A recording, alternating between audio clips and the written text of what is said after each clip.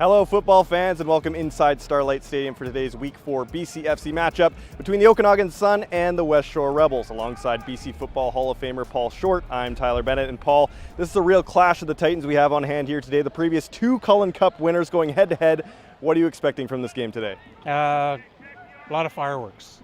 I think both teams are hungry because Rebels won last year, Sun won the year before, and the last time the Sun were in town, the Rebels put 52 points up on them, second most ever in their history. So I think it might, in their mind, they're thinking a little bit of revenge, but I really feel that if the Rebels stay the course as far as what they've been doing so far this year, mixing the run and the pass, it should be a decent game. The Okanagan Sun, they brought the interior heat into today. It's pretty hot out here. What have you seen from Okanagan so far this year? I know they had a scare against the Raiders in Week 2. What have you made of their season so far? Well, I think like everybody else at the start of the season, they're just getting themselves, their feet underneath them, feeling the opposition. And last week, I thought was the Sun team. Ran the ball very well and good stout defense to shut out the Huskers in Chilliwack, which is quite a feat because the Huskers, in my opinion, have a pretty good team this year. And lastly, it's alumni night here at the stadium. Paul, yourself, alumni of this program as a coach. Who are you expecting, who are you happy to see come to the field and just reconnect with some of your old teammates, friends, colleagues? Oh boy, all of them. You know, like some of them we see game to game, others haven't seen 10, 20, 30 years. So it'll be interesting to see the faces if I recognize them. Everybody's much older now, so it's difficult to, unless I see them walk. If I see them walk, then, that's you. So at the end of the day, I'm going to embrace everybody and just take this moment to share. I think that's the one I'm looking forward to. It's a battle of the top dogs in the BCFC. It's the Sun, the Rebels, and it's coming up next.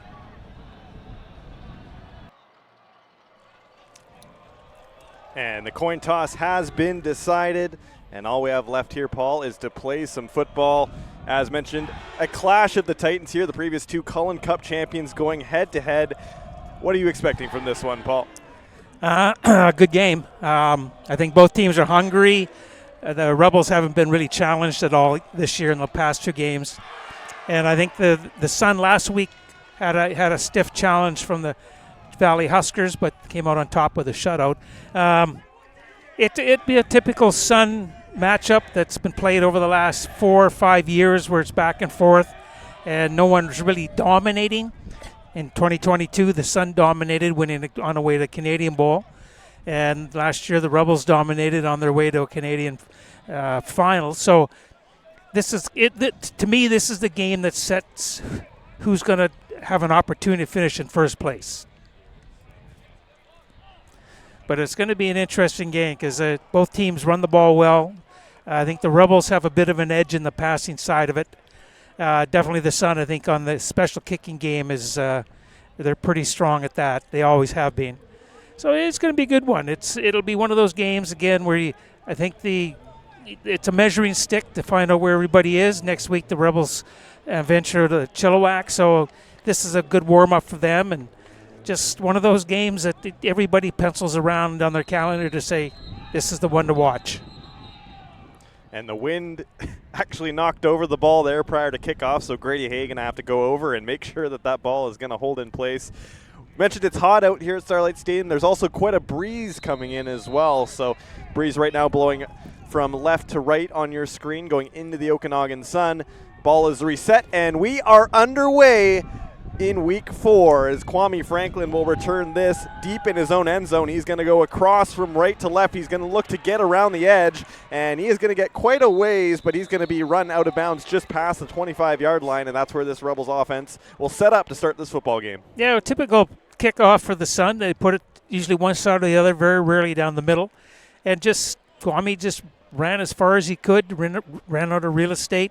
And the Rebels have not the ideal starting point, their 22-yard line, but it's something that find out where you're standing. You come out with your first play here, and I would expect to see a fake handoff to Carter Williams and throwing the football downfield. As you mentioned, Paul, a huge measuring stick game here for the Rebels as the Sun have paced the league thus far, 3-0 coming into this one. The Rebels 2-0. one team will leave here with their first loss of the season, as it's Carter Williams up the middle, only a gain of about 2. And number 28 going to be somebody who the Sun have really keyed in on after he ran wild against the Kodiaks in week 2. Yeah, Jordan Falconer made a great play on that linebacker for the Sun. So it's going to be tough road to hoe inside, I believe. But again, it's just do your job and make things happen. Here's a throw on second down, looking for Kwame Franklin, but that is well incomplete. Looked like a bit of contact maybe with the receiver, but that is going to be a long third down, and here comes the punt team. Yeah, just a little bit. Kwame got knocked off his route there. He ran inside. The ball was thrown to the outside. And again, you talk about that when you get to the sideline, and it's only the second play. You don't panic. It's a long, long football game. So a 2 and out to start for the Rebels here on offense. They're going to kick this ball away, and we're going to see the Okanagan Sun offense in good field position to kick off this game. Falconer deep for the Sun. One of the better returners in the league this year. Here is the kick. Falconer going to grab it, and he is going to make a move before being taken down. That was a great job by the special teams unit to get in there quick and make the tackle. That's Will Bromelo, number 47 of the Rebels, makes a good tackle, but still the Sun setting up in good field position. Yeah, it looked like Falconer had a little bit of the outside there, but Bromelo made a nice shoestring tackle to put him down, and Sun have a good starting point, however, on the Rebels 50. So here comes our first look at the Okanagan offense. And we are going to see Liam Kroger, who we saw last year in the Cullen Cup, played very well in that game. He's going to take the snap, and it's going to be a handoff to another player we're going to be talking about a lot today, and that is Ella Leon Noah, running back for the Sun, number 1 in their program. He has been a huge benefactor for this Sun team in the first 3 weeks. Oh, he's a lead in the league in rushing. He's currently has 50 carries for 377 yards and 6 touchdowns, and he's the workhorse. He's the workhorse for the Sun, and they've always had somebody that they can lean on with the run game, and he's been doing it for 2 years, and he's done a great job at it. So 2nd and 6. Kruger takes the snap, and he's going to make a throw, and it is going to be inaccurate and incomplete. Sam Mellinson was the intended receiver, had some room, but the throw wasn't there, and that's going to bring out the punt team here on 3rd down. Yeah, just running straight down into the zone and just overthrown. I think that would, if it was a catch, he could have still been going, but not for naught. 3rd down. Hay on to punt. Grady Hay out to punt this one away for the Sun. Going to try and pin the Rebels deep into their own end here and set up good field position for this Sun defense, who again coming off a dominant performance in Chilliwack last week, and that's a good kick by Hay. Chris McClarty going to have to run over for it, but it is going to roll through the end zone. So that is going to bring the ball up to the 20, 25 there, Paul? I forget where they put it now. 35 maybe. 35, there you go. So good field position. They avoid getting pinned in their own end, and that's good news if you're a Rebels fan. Absolutely. They give up the single point, but that's what it is. So it is 1-0 for the Sun. But mind you, 1 point, it was like that tie game the other night in the CFL. I forget who was playing. It was Hamilton and or Ottawa, Calgary maybe. Ended up in a 23-all tie, and it was all because of a single point given up.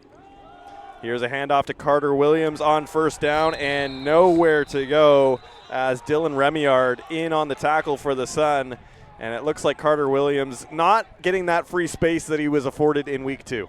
Well, they running the same type of play they ran last against Prince George, but the Sun a little bit more bold mile on defense, and they slanted with the O-line and just blocked out every hole and cancellation along the defensive line, and it's one of those things that's going to be hard to find a hole running defensive against that. 2nd down, shotgun formation. Picard going to roll out, flag on the play, and a wide open Chris McClarty, who's going to get a gain of about 20, but we'll have to hold on and wait and see what the flag says there, as it's a smart play from Picard to roll out of the pocket, but this might all be for naught. Yeah, holding against the Rebels.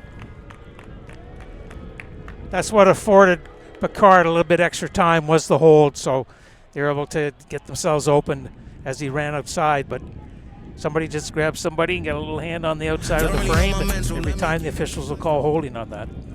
So an unfortunate error there by the Rebels, and it's something we talked to head coach Mark Townsend before the game, is penalty trouble. It seems like we always talk about it up here, Paul, but those flags, those penalties can what really hamper you in a close football game. Every time, and a game like this where field position is going to be huge, it's so important not to commit the fouls. So second and very long. Here's a throw to Lyndon Williams, and it is just in and out of the hands, incomplete. That was Sidney Audier on the defensive stop.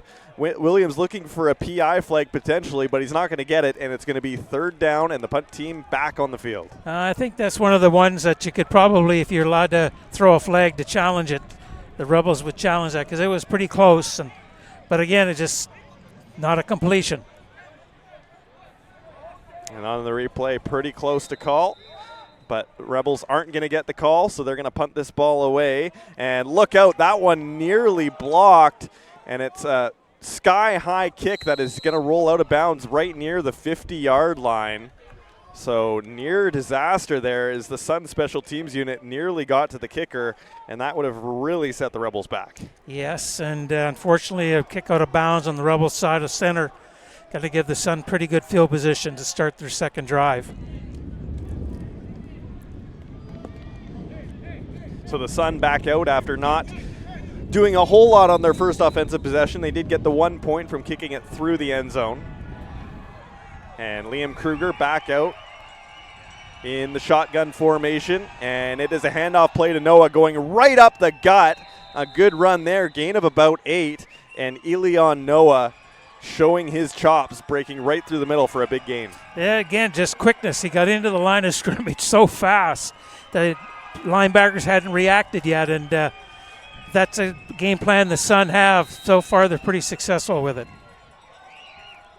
So it's going to bring up a second and about 3 on the good first down gain. And the Sun are really going to spread out this offense here. 3 receivers to the right, 2 to the left. Shotgun formation. Kruger takes the snap, fakes the handoff. He is going to try and take it himself, and it's going to be close. I think he might have got there in time, but the Rebels ready for the scramble. And we'll see where this ball is spotted here, as this is close to being a third down stand. Yeah, it looks like they might. It'll come. I think it'll be third down, and the Sun will keep the offense out there, I would assume. Yeah, they're saying it's third down, so third and short. Looks like the Sun are going to go for it here on the Rebels side of the football field. And we'll see what the Sun have up their sleeve here. Manny Fauci was in on the tackle last time. And here it is, a big third line stand coming up. Here's the snap. It's a handoff to Noah. He goes around the left side, and he is through as he breaks the tackle and gets the first down. And the Okanagan Sun offense will stay on the field after a good broken tackle run there by Noah. Yeah, that was a great run. He was able to get tripped up and kept his feet, got his shoulders again square, and picked up another 6 yards on it. As that was nice running back, that kid. That was Fermi Akinlola, who was in there on the tackle but just couldn't bring him down. And it's a renewal of downs as the Sun march closer and closer to that West Shore end zone. And the Sun looking to build on this momentum here, and we'll see what's going on. It looks like we have some technical difficulties on the other side of the field here, so the official's just going to make sure that it's all taken care of before we're back underway. It's alumni night here at Starlight Stadium. Paul, you're an alumni of this program. You coached the team from, 85 to 88, somewhere in there? 88 to 94. There you go. So tell me about some of your fond memories in those years coaching the team. Fond memories, so a ton of them. It's hard to pick one. The not so fond memories is taking the bus trip to Kelowna. We didn't have a lot of success up there, and they sure made for a long trip home, but yeah, just see it. I guess the joy of it was dealing with the players, meeting these young men, helping them grow, and just lifetime friends. You know, as they've got older, you see them with their kids, and I tell their kids about what their dad was like. And I don't know if it's stories they've never shared, but the look on their kids' faces, it's like, wow, my dad did that, that type of thing. And so it's kind of neat. That's the thing that's what I miss the most about coaching is the relationship with players and just the opportunity of them allowing me into their lives to share a little bit. That was Sam Mallinson on the catch there by Kruger's throw. That's another first down for Okanagan, and we are into red zone territory here. So the Rebels defense going to have to make a stand here if they want to keep some major points off the board. The Sun offense clicking so far, starting with the run game and then opening it up for the pass later on. And we'll see what happens here. 1st and 10, just short of the goal line. And here's the snap. It's going to be Noah on the handoff, and he's going to get some good blocking. It's a gain of about 5, but Elion Noah has been marching through the middle thus far, making some good reads in the backfield and marching the ball up the field. Oh, his center of gravity is so low, he's able to keep his feet on the ground, and he's a tough guy to knock over. That's definitely for sure. And if you watch him run, he gets his shoulders as square as he can to the line of scrimmage, so he's able to make that move left or right without changing direction with the hips. And tremendous runner. 2nd and 4, and it's going to be Noah again. And this time the Rebels defense is going to get there first. It looks like Fatu in on the first tackle. And that's going to march the ball up, and now it's a big call here for the Sun on 3rd and short near the goal line. Do they go for it or do they chip shot? Looks like they are going to go for it here to try and get the first major score of this football game. Yeah, I think there's no doubt in Coach Miller's head about this. We're going. You're on the road. You get that first touchdown, put you up. You always want that as a visiting team to be the first to score. So it'll be a spread offense look here on 3rd and short. It's a handoff to Noah. No, it's not. It's a fake. And I don't know if he got there as Kruger tried the sneak play. And the Rebels defense makes a huge stand at this point in the football game. We're going to get a quick check to see where this ball is spotted, but I think the Rebels D held up there. Yeah, it could be a first down, though, because where the chains are sat, they're going to take a measurement here. And it looks like no measurement I guess they're needed. saying first down. And okay, interesting. So a big play by the Rebels D, but not quite enough as Liam Kruger gets the first down, and now it's 1st and goal on about the 1-yard line. And it looks like they're going to go for another spread offense look here. Expect the ball to go to number 1. And there it goes. It's Noah, and he is in for the touchdown. And the Okanagan Sun strike first in this battle of Goliaths here in the BCFC. And who else but Elion Noah getting the first score? Not surprising. That's the 7th touchdown this year along the ground, and I think he's definitely, he's going to be featured all day. And it doesn't look like they want to attack the Rebels outside quite yet. So I think they're trying to soften them up and say, okay, we're coming inside, and that'll get the outside guys knifing in a little bit, not doing their job, and then they'll start running outside. Liam Atwood kicks the extra point through the upright, so make it 8-0 Sun. And now it's time for the Rebels to show us what they have on the offensive side of the football as they need to make a response here. Well, I think there's no panic. There's still 6 minutes to go here in the first quarter, so still a long football game. But you've got to be concerned how easy, I shouldn't say easy, but how consistent that drive was for the Sun to end up with a score. And the Rebels have to be a touch concerned based on the fact that they've got to have a good return here, and they got to at least get the ball to the 35, 40-yard line to start some drive in a comfortable position. So the Sun are going to kick this ball away. It will be Grady Hay that will be doing the duties, and here is the kick. It's another boomer, and Chris McClarty going to try and return this. He's going to go from right to left, and he's going to be met immediately by the special teams unit, as that is Paul Mario Namani on the tackle. Great job by the Sun special teams unit. Nowhere for McClarty to go there. No, Namani just walked through. It was like a knife going through butter. Nobody touched him, and he was there to make the tackle. And again, the Rebels in a bad starting position just at the 20-yard line. So it's something they've got to go to do a basic couple plays, get your confidence down, and just say, okay, this is what we can do as a football team. Let's build upon our success from this drive moving forward. So the Rebels, pinned near their own goal line, are going to start this drive. And here's Lyndon Williams on the tackle, and that's going to be a short gain there as he was into double coverage. Sidney Odoye with the tackle there, number 21 for the Sun, and that brings up a second and about 4, so a pretty good gain there on first down. Not bad. It was a positive gain, and then a hurry up here. They want to get going so the Sun can't make too many adjustments. Here it is on second. Picard looking. It's a floater pass on the misdirection, and Chris McClarty is going to get himself about 25 yards on that catch. Good job by the Rebels offense. That moves the chains for their first down of the game. Yeah, and that was a crossing pattern by the two inside receivers. One of them going a little bit deeper that caught the attention of the linebackers. McClarty came underneath, and he was wide open. Very well-designed play. So that will move the ball up to the 45-yard line. And the Rebels offense showing life for the first time today, a good sign.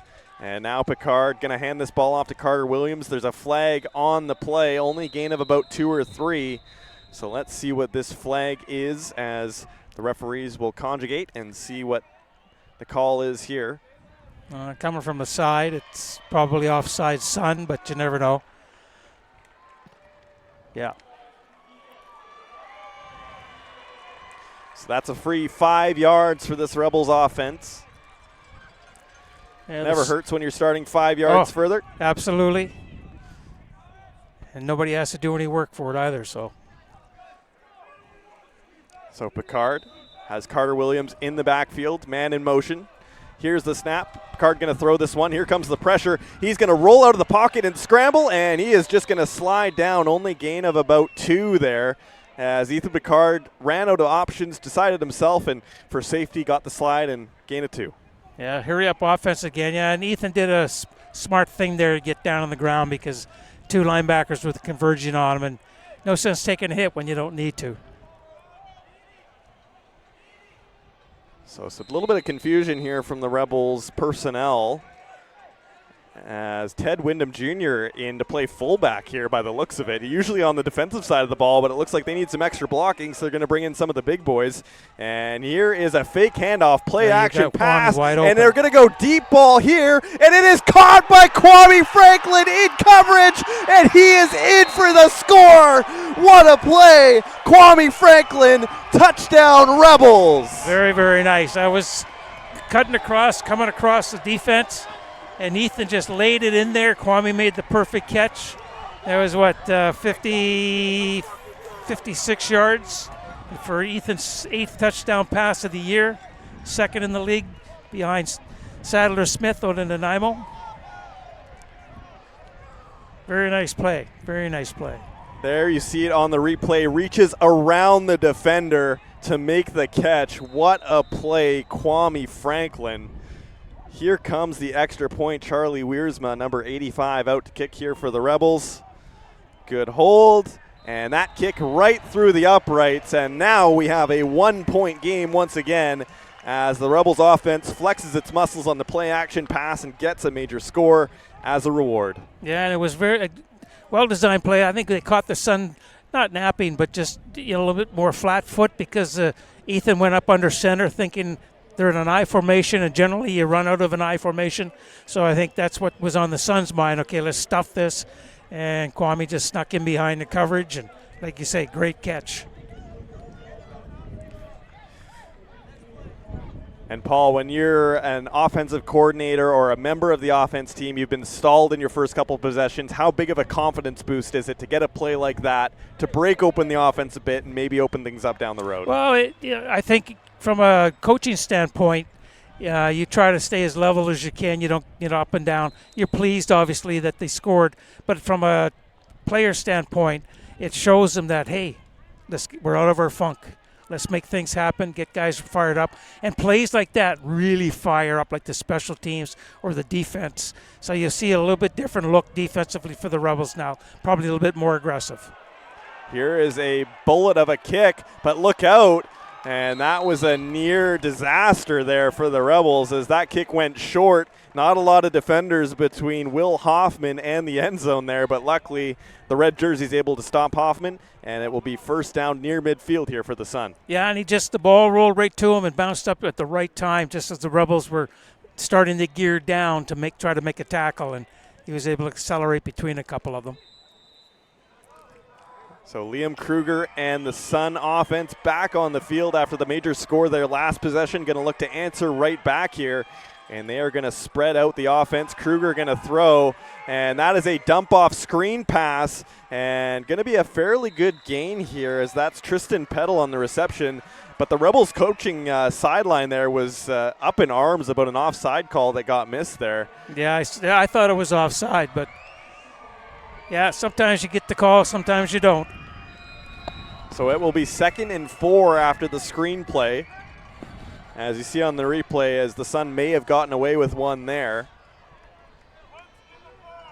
And Kruger going to have Peddle in the backfield, going to have their men in motion. Backing up, here comes the pressure. There's a throw, and it is incomplete as Bryce Ruther was in there on the coverage. Sam Mellinson, the intended receiver, and that's going to bring up 3rd down and the Okanagan punt team. That was a good play all around. Nice pass by Croker.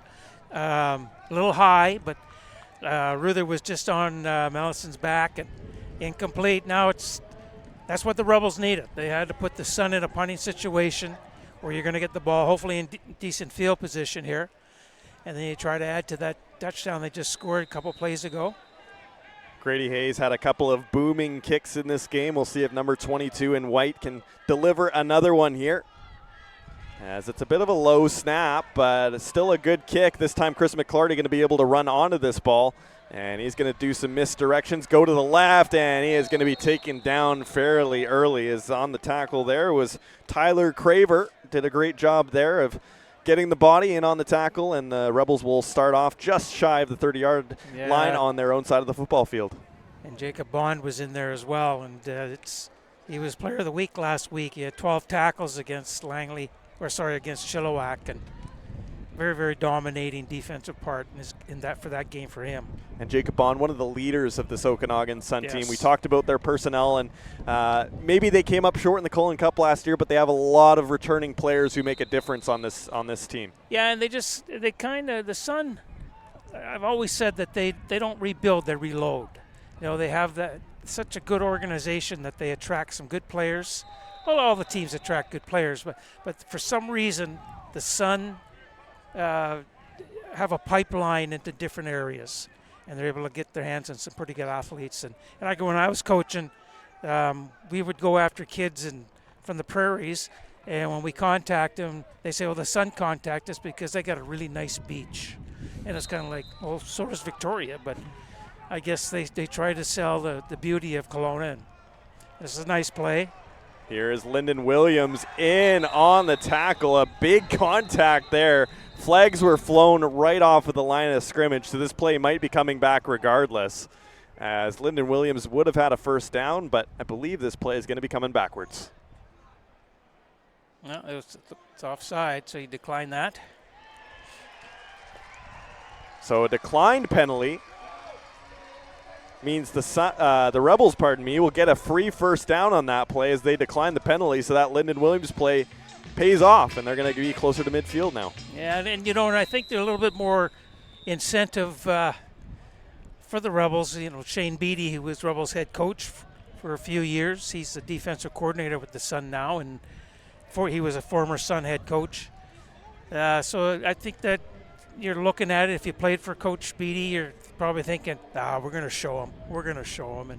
And then Shane's probably thinking the same thing. He says, I ain't let this team get past my defense. So, but that's the connection. That's one thing about junior football is there's a connection between all the teams. All the head coaches are former junior players in the BC Football Conference.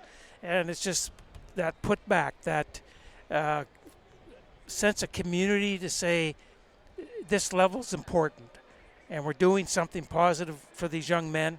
And a lot of these guys, they leave, they become, entrenched in the community. Police officers, lawyers, councilmen like Roger, guys like that. And you got to be very proud of what these coaches and all the board members and executives of the teams are doing to keep these guys playing football in a positive environment and situation. And the one nice part about Shane Beatty being the defensive coordinator and head coach here in the West Shore for so many years is he never left anything up to the imagination. You always know how he felt. Oh, absolutely, and I would suspect he hasn't changed. Here is Carter Williams. He finds a lane, turns on the jets, and he is going to go all the way. Touchdown, Rebels. Carter Williams, have yourself a day. He was the Week 2 Offensive Player of the Week, and he shows it once again. And we might have to hold on here. Got a flag down. Because there might be something coming here as the officials are talking this over. A sportsmanlike conduct against the Rebels.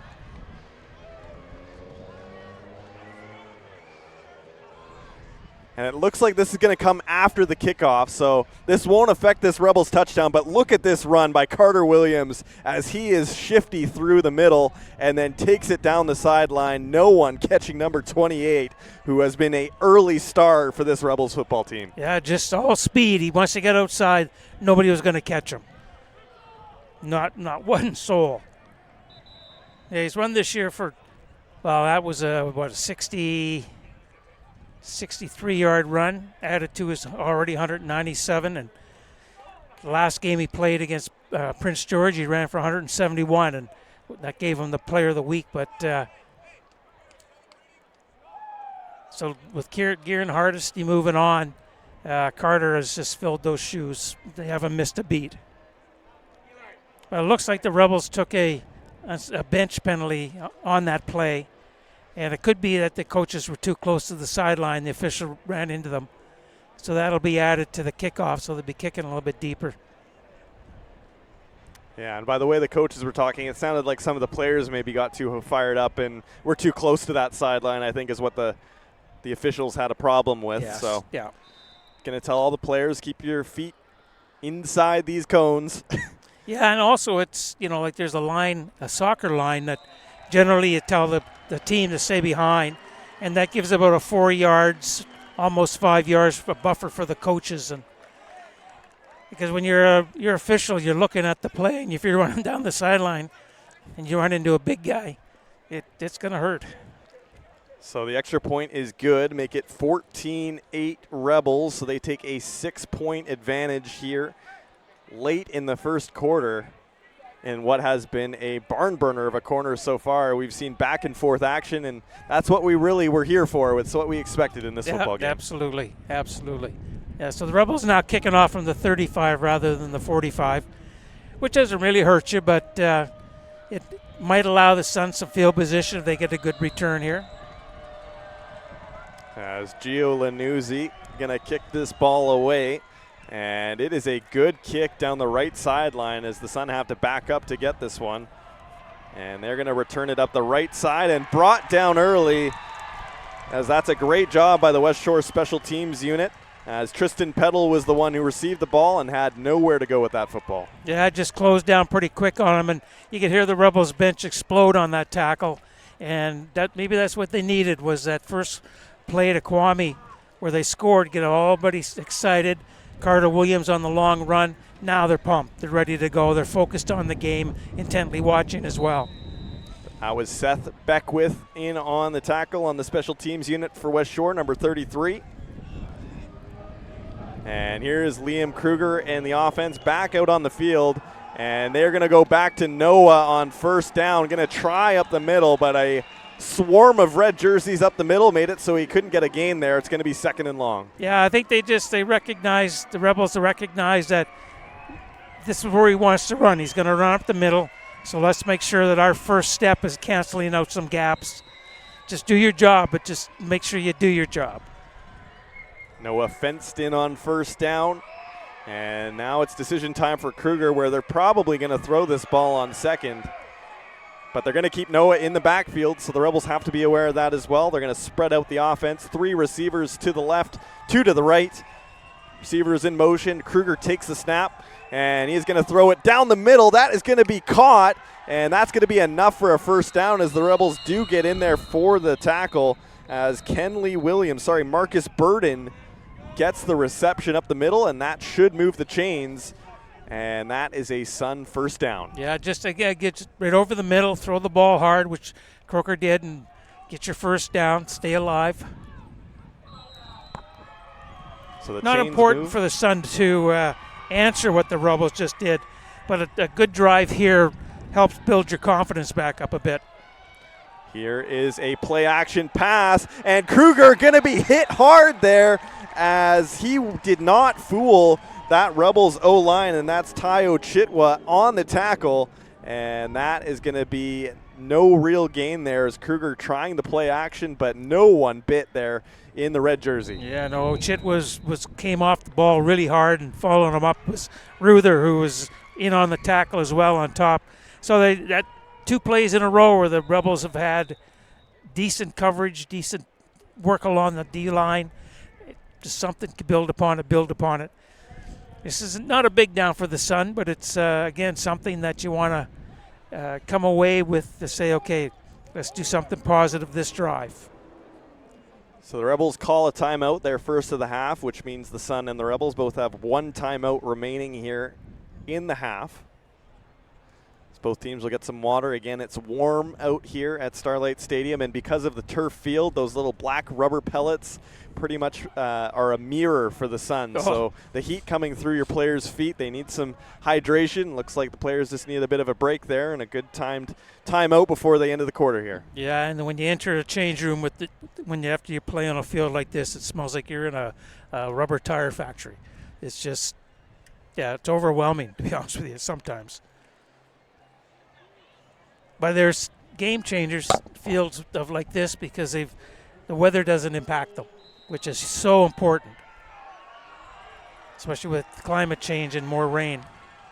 Here's a big second down play for the Sun. They're going to throw it deep. It's going to be caught through the contact. Great job there by Marcus Burden as he had to take a hit to make the play and held onto the football. That's a big Okanagan first down. Oh, that was a tremendous play. Burden he had to go up for it. He took it a little bit high, and he knew he was going to get hit right away, and his whole sole purpose of that catch is to hold on to it, and it gives his team great field position, just about the 38-yard. Bronson Pfeiffer made the tackle, and here is a handoff play on first down, and Elilon Noah has nowhere to go, and that is going to bring up another second and long, but first it's the end of the quarter with the Rebels up 14-8. And Paul, how would you assess that first quarter play? Well, I thought the Rebels had some nerves the way the Sun opened up. You know, even though it was only a single point, they had to be able to drive a little bit. But once the Rebels got that first down and then the pass to Franklin, I think they said to everybody, let's relax, just play our game and do what we do best. And they're on a 13-game winning streak, the Rebels, a team record.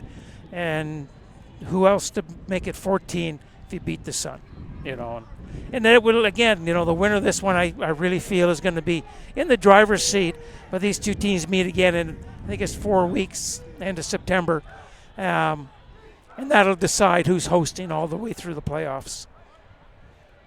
And the last time these two teams met was in the Cullen Cup here at Starlight Stadium. And Paul, going into that half, the Sun had a 12-4 lead, and the Rebels looked clueless on the football field and stormed out in the second half and really took away that game. Well, I think that all came down to Coach Janke. I think Dexter really understood his athletes, and I think he had a bit of a magic potion of the way he talks to fire up his team. And I think that was a difference, knowing that, okay, we have beat them. They beat them last year. Let's do it again in the most important game we're going to play this year. Yeah. DeMar Hohenstein with that big fumble recovery touchdown early. I believe it was the Suns' first possession of that second half, and that really set the tone for the rest of that football game. Yeah. As the Sun are going to have to kick this ball away on 3rd and long. And Grady Haight going to get this ball away, nearly taken away, and there is a flag on this, as I believe it's going to be roughing the kicker. This one deep into the end zone. John Boubard going to try and get around the edge, and flags flying everywhere. A huge hit, knocking Boubard out of bounds. And we have about 4 penalty flags that we got to decipher here, as the flags were flying on that play from start to finish. Well, I think number one, we're going to have roughing the kicker. And then I think the first flag we saw, I think probably a legal block against the Rebels. And I don't know, was there a flag on the hit out of bounds? I didn't know if it was, I couldn't see the sideline, so I don't know if it was out of bounds or not. But I think the roughing the kicker will take precedent for sure, and that'll give this Sun a first down.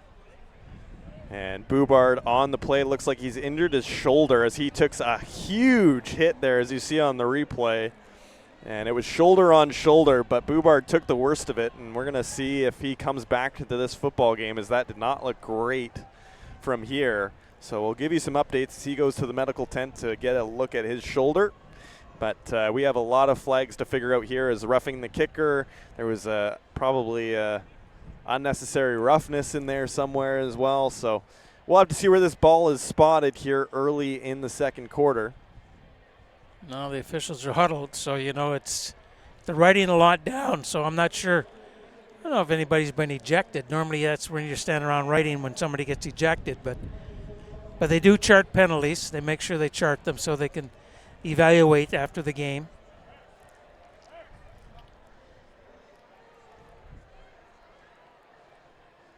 And here we have another look on the replay of the kickoff on third down. Grady Hay, number 22 on your screen. It's a bit of a weird snap, but number 20 on your screen is the one who makes contact with the kicker, which obviously you can't do, is make contact with the kicker after the ball has been sent away. And then here is the hit right there on Boubard, and that's number 38, Xavier Webb, who was in on the tackle. And there's not a lot of room. If you haven't been to Starlight Stadium, there's about maybe 4 or 5 yards between the out-of-bounds line and that fencing along the far side of the field. And Boubard went into the fence hard there. So that's where the unnecessary roughness could come into play. But it looks like the officials have almost come to a conclusion on the penalties here. The first foul, contacting the kicker against the defense. The second foul is holding against the receiving team. That penalty is going to be declined. The result of that will be first down. Then there are 2 further fouls on the play. We have unnecessary roughness, blindside block, number 23 against West Shore, and unnecessary roughness, number 38 against those offset. The result of the play is first down. Okay, so there was roughing the kicker, and then holding against the Rebels, which was declined, and then there was 2 offsetting unnecessary roughness penalties, one against the Rebels, one against the Sun, and those would wash out. But net result is the Sun had keep the football and move 10 yards up from where they were punted from, and first down. So a big turn of events there, as the Rebels thought they were getting the ball back, and instead the Sun are going to get a chance to put some points on the board here in red zone territory. And let's see if Liam Kruger and the Sun offense can capitalize on this, as they'll be 1st and 10 near the 30-yard line. Noah in the backfield, man in motion. And there's the snap. It's going to be a pitch play to Noah. Looking down the right side, he's going to break a couple tackles before being brought down. Gain of about 4 there, as number 1 for the Sun has been the motor of this team on offense. And he's going to march them a bit up, but they're going to need a few more yards than that on the pitch play, as it's going to be 2nd and long. Yeah, the Rebels really flowed well to that pitch. Noah got himself square to the line of scrimmage, but the Rebels canceled out any escape route for him, and he only picked, if he got 6 inches, it was a good gain. So here we go, 2nd and long. Kruger going to take it, roll out of the pocket immediately. He's looking downfield. There's a reception up the middle, as that's Sam Mellinson, and that is awfully close, but it looks like that's enough for another Sun first down. Yeah, Sam just sat down right in the middle of the zone as Liam was rolling out, and Liam is able to roll to his left and throw back to his right, which is pretty impressive for a young quarterback. So another 1st and 10 near the Rebels' 15-yard line. And the Sun can tie this game up with a touchdown pending the extra point.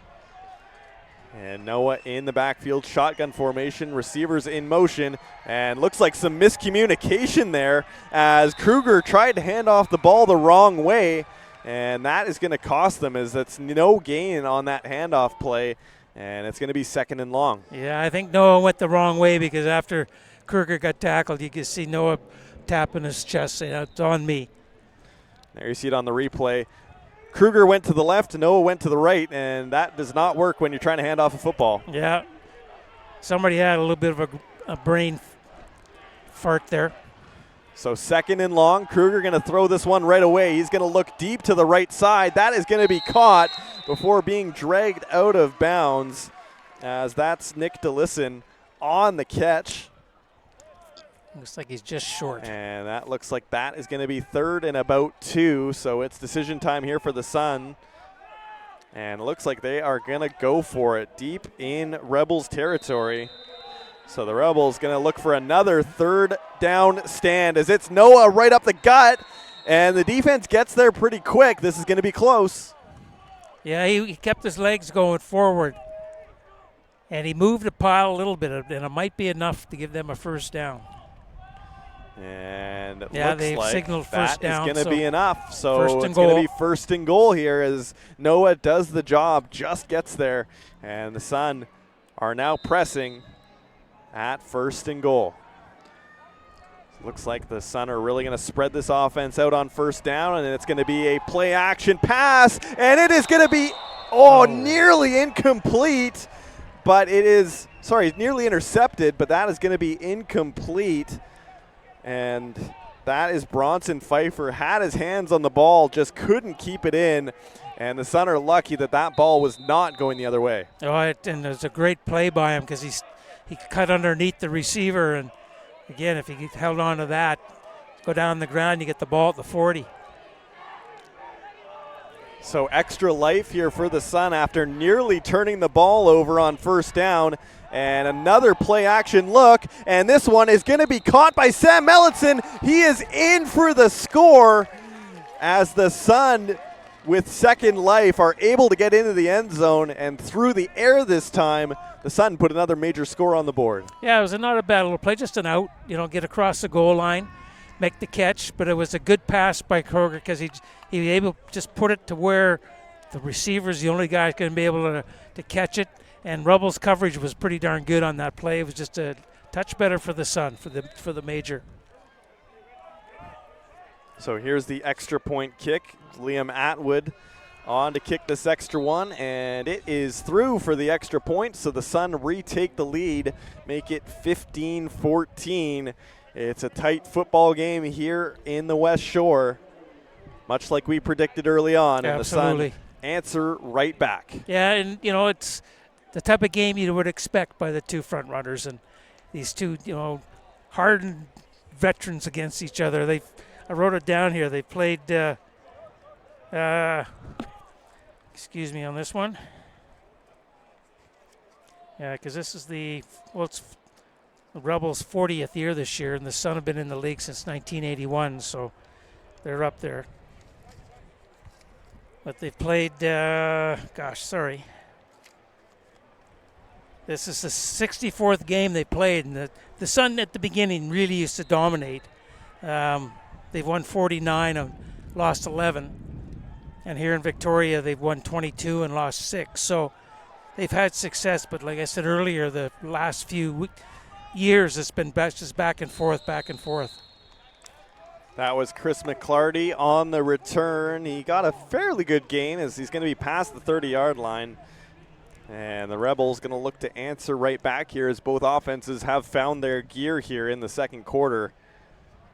It's going to come down to the defenses ultimately, in my opinion, are ones that control a football game at the win or lose part of it. But that touchdown the Sun just scored fired up the Sun defense and their special teams, similar to when the Rebels scored, fired up their side too. Here is Carter Williams on 1st down. He's going to break a tackle. He's going to cut through a couple of defenders And a great gain there by Carter Williams as he's going to move the chain on one play. And how shifty is number 28 in red? Oh, just great feet. And he's kind of like Noah. They look like they're both the same size, and they keep their feet underneath their shoulders, so they're able to cut left and right. And just keep everything moving, keep your feet driving, so when you get hit, you've got one foot on the ground. Here is a risky first down pass as Zion Brown was downfield but in double coverage. And lucky for that one just to be an incompletion and not an interception. And it's going to be second down and long. Yeah, I think when they called that play, I think Ethan was zoned in on Zion, and the Sun had two deep guys, so it was one of those ones that you're going to throw into coverage somewhere. Here is a second down dump-off play to Carter Williams, and that did not look like the ideal play on that one, but regardless, the Sun looking like they wanted to be on that ball, but it looks like it's just going to be down, but no gain there. So third and long, and Carter Williams getting up with a limp, which is not good to see if you are a Rebels fan, as he hurt that knee in week 2, and it looks like he might be dealing with another issue with that leg. So that's a huge hit to this Rebels offense if number 28 cannot return to this football game. Oh, no kidding. But, yeah, sometimes you get hit and it's a little twist, and it just takes a little bit of ice, people talking to you, making you feel good, and then you want to get back out and give it a shot. Here you go. They ran this fake against Here is a fake Prince play George. and a huge gain down the sideline as the trick punt play pays off its huge dividends, and the Rebels all of a sudden are in Sun territory when you thought they'd be kicking this ball away. A smart play call there by the Rebels. Oh, and it was well designed, well executed to where Wiersma jumped up like the ball was snapped over his head as it was snapped to the halfback, and just a well designed play. Sold the Sun big time, obviously, because it gives the Rebels a huge first down. That even threw our cameras off. It was such a good trick play, and Max Teradash is the one who gets that ball, goes down the right sideline, and gets a huge gain. And the Rebels, with new life, are going to try down the field as Zion Brown is going to make the reception in the middle of the football field, and that's a first down. And defensive coordinator Shane Beatty is frustrated with this Rebels offense right now. Oh, no doubt. And I think that play there, again, it was just down the middle. Just cut into the middle, catch the football, and good throw. But you're going to see the Sun try to, I would think, play some man-to-man, mix it up a bit. They're in man-to-man right now. Oh, that was a touchdown throw, just unfortunately dropped. As that was Lyndon Williams deep in the end zone, as Picard wanted to waste no time with making a house call, but that one just in and out of the hands, incomplete. And now it's second and long at the 23-yard line. Yeah, just a little bit overthrown. Got his hands on it, but couldn't hold on. Here is Picard, pressure coming. He's going to dump this one off to Ryan Vincent, but he is going to be brought down shortly after making the catch. So now it's going to be field goal time here for the Rebels to try and retake this lead midway through the second quarter. Yeah, it's wise. Take the field goal. No sense trying to go for it. Get as many points as you can. Yeah, Charlie Wiersma's going to be kicking. He's already kicked only 1 out of 2 tries this year, but 25 was his long. But this looks like it's going to be about the same distance, a 25-yard attempt, 26. Yeah, this is a field position game. Take the points. Sun will probably just take the ball at the 35, I would suspect, rather than kick off, if he makes this. Here comes good hold. Wiersma kicks it, and it is through. So put 3 points on the board as Charlie Wiersma from 26 out kicks that one through the uprights and make it 17-15 Rebels in a back-and-forth football game here at Starlight Stadium. Yeah, good kick, and then just, again, put your defense on the field. Let them start to try to dictate. Now I think there's going to be a kickoff. Yeah, the Sun have asked the Rebels to kick off, which in a way benefits the Rebels. They get the wind at their back a little bit. Oh, no, here we go. They're going to move it back, and it'll be 35-yard line, Sun first down.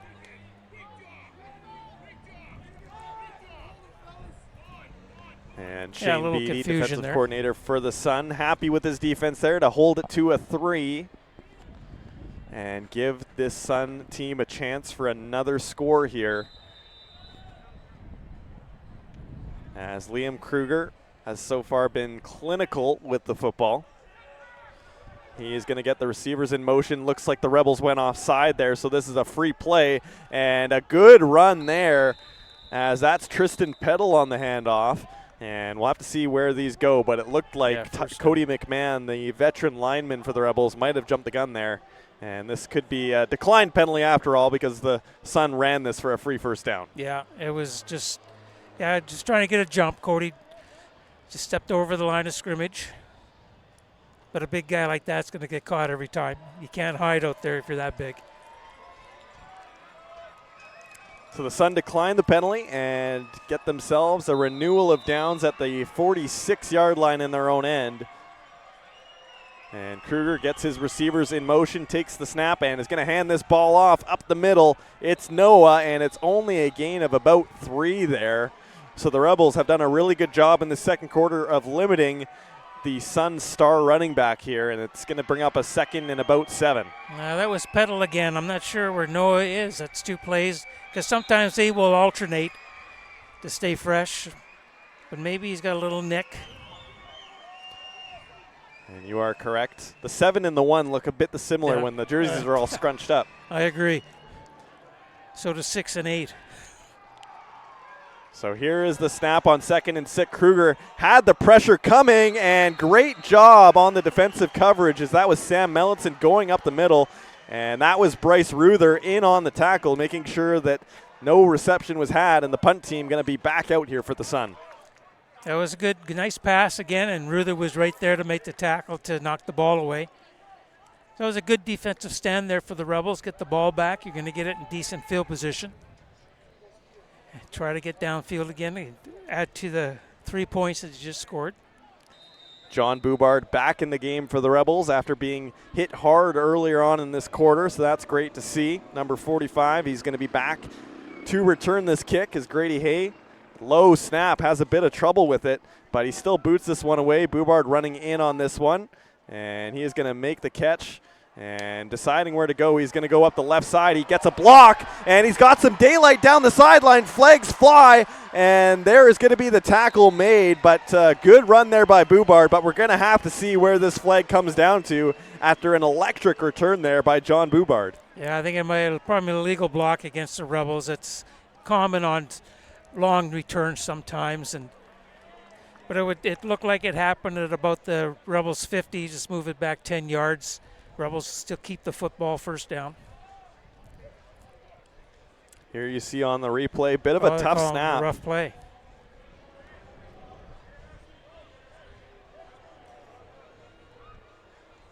And John Boubard had a few seconds to look at where he wanted to go. He picked the left sideline, and that was the right call to make, as he got about 25 yards on that return. But they are going to be backed up a bit due to the penalties.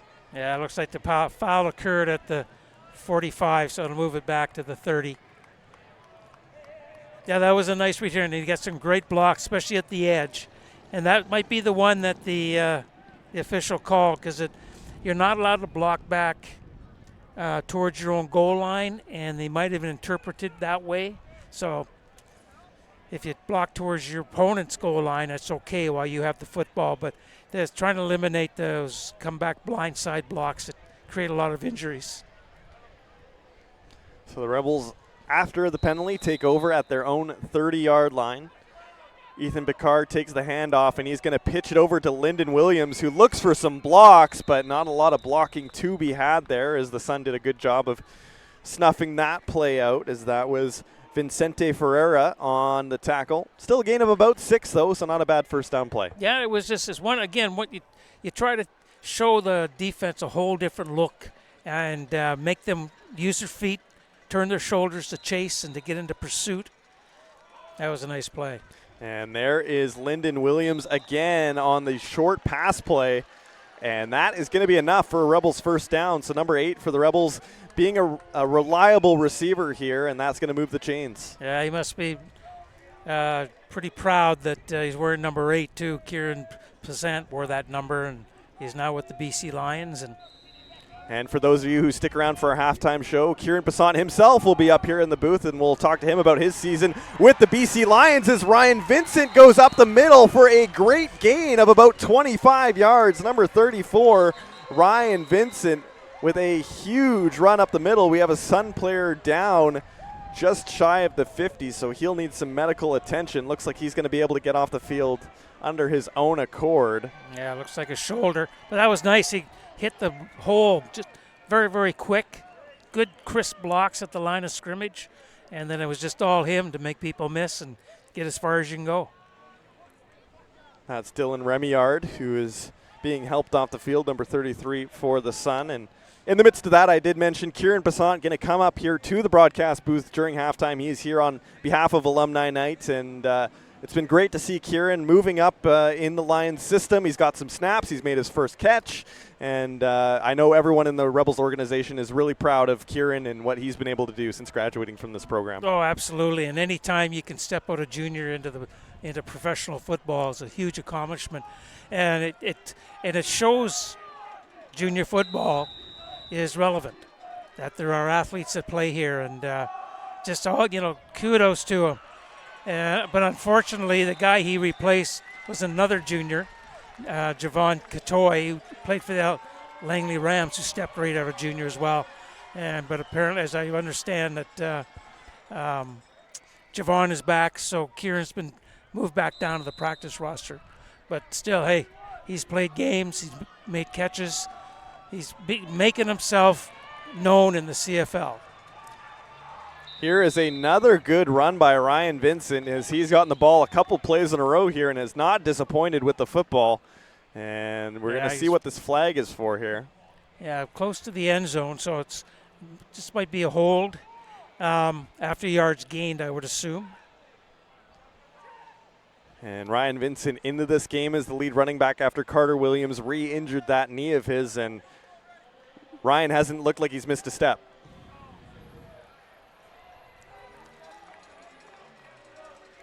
Holding penalty against the Rebels before yards were gained.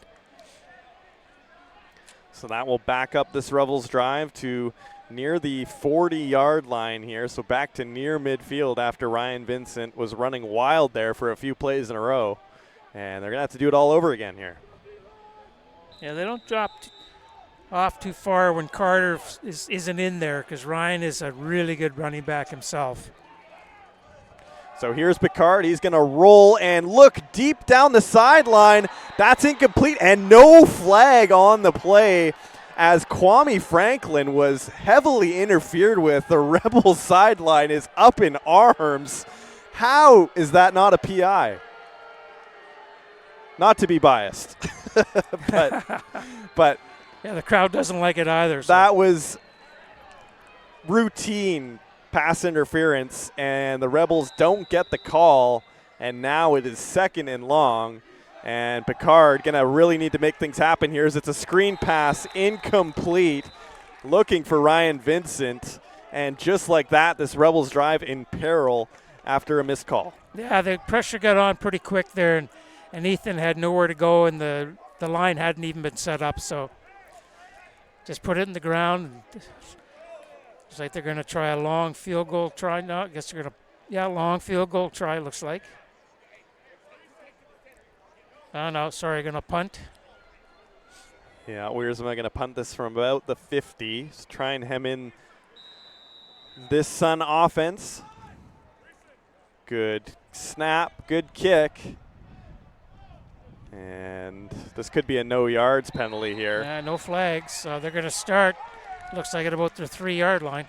Great job by the Rebels special teams unit, and that led Jordan Falconer to have nowhere to go with that football. And the Sun are going to be drawn back into their own end. Do you think this is safety territory, Paul? Quite possibly. I was surprised that Falconer caught that football in the field of play. I think I would have let it bounce in the end zone and give up the single. But yeah, I think if the Sun gets stuffed here in 2 plays, I think you'll see them give up the safety. There you see a great shot down at the goal line, only on their own 2-yard line. The Sun have a lot of work to do, and they're going to start on the ground as it's going to be Noah up the middle, gain of about 3 or 4, so that gets them out of the danger territory of the safety, but not enough for a first down. Yeah, again, just a safe play, handoff to your best running back. Let him get what he can. He picked up 5, so now you're in a manageable second down. We have the decision to run or pass. You might see a play action pass here. So let's see what the Sun opt to do here on 2nd and 5. And it's another handoff play to Noah. He's got some daylight down the right side, and he is going to be brought down after a hard hit there as 3 Rebels came in, but not nearly enough to stop Noah of moving the chains and giving the Sun a first down. This is the first time I've seen him live, and I've seen him on film, and I'm very, very impressed how strong he is, his lateral movement, and his speed, obviously. But he's a player that kid Noah. That was our 3-minute warning here in the first half. Thank you for tuning in here on BCFC TV or TELUS Optic for this clash of the Goliaths here in the BCFC. The past 2 BC champions going head-to-head, and it's been a great football game thus far. As on first down on the out route, that was Falconer looking for that pass from Cougar, but it was too low and incomplete. That's going to bring up a 2nd and long. Yeah, Cole Bunting was in Crooker's face right away, so he threw it before his feet were set, and the ball was just a little bit too low. And there's another shot of that Noah run with lots of contact to bring down number 1. And now it is 2nd and 10.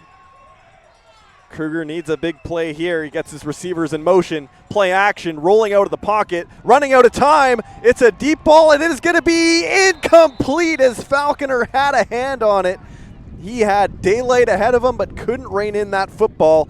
And the Sun going to kick this ball away after a near home run catch. Yeah, Jourdain just kept, if he kept running, I think he would have had an opportunity, but he kind of slowed down when he saw Crooker break the pocket and get outside. And I think if he had kept going, he would have made that catch because the Rebel defender obviously stopped. But for the Rebels, it's a chance here to get good field position here before we get into halftime. 2:37 to go.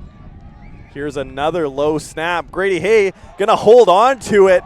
Oh, great job by Grady Hay. That would have been disastrous as Chris McClarty going to just sit on this ball as a flag flies. Looked like some incidental contact there as the ball might have hit a player before the Rebels were able to touch it. But Grady Hay making the heads-up play there to avoid a easily blocked kick. Yeah, I think, he was very, very fortunate.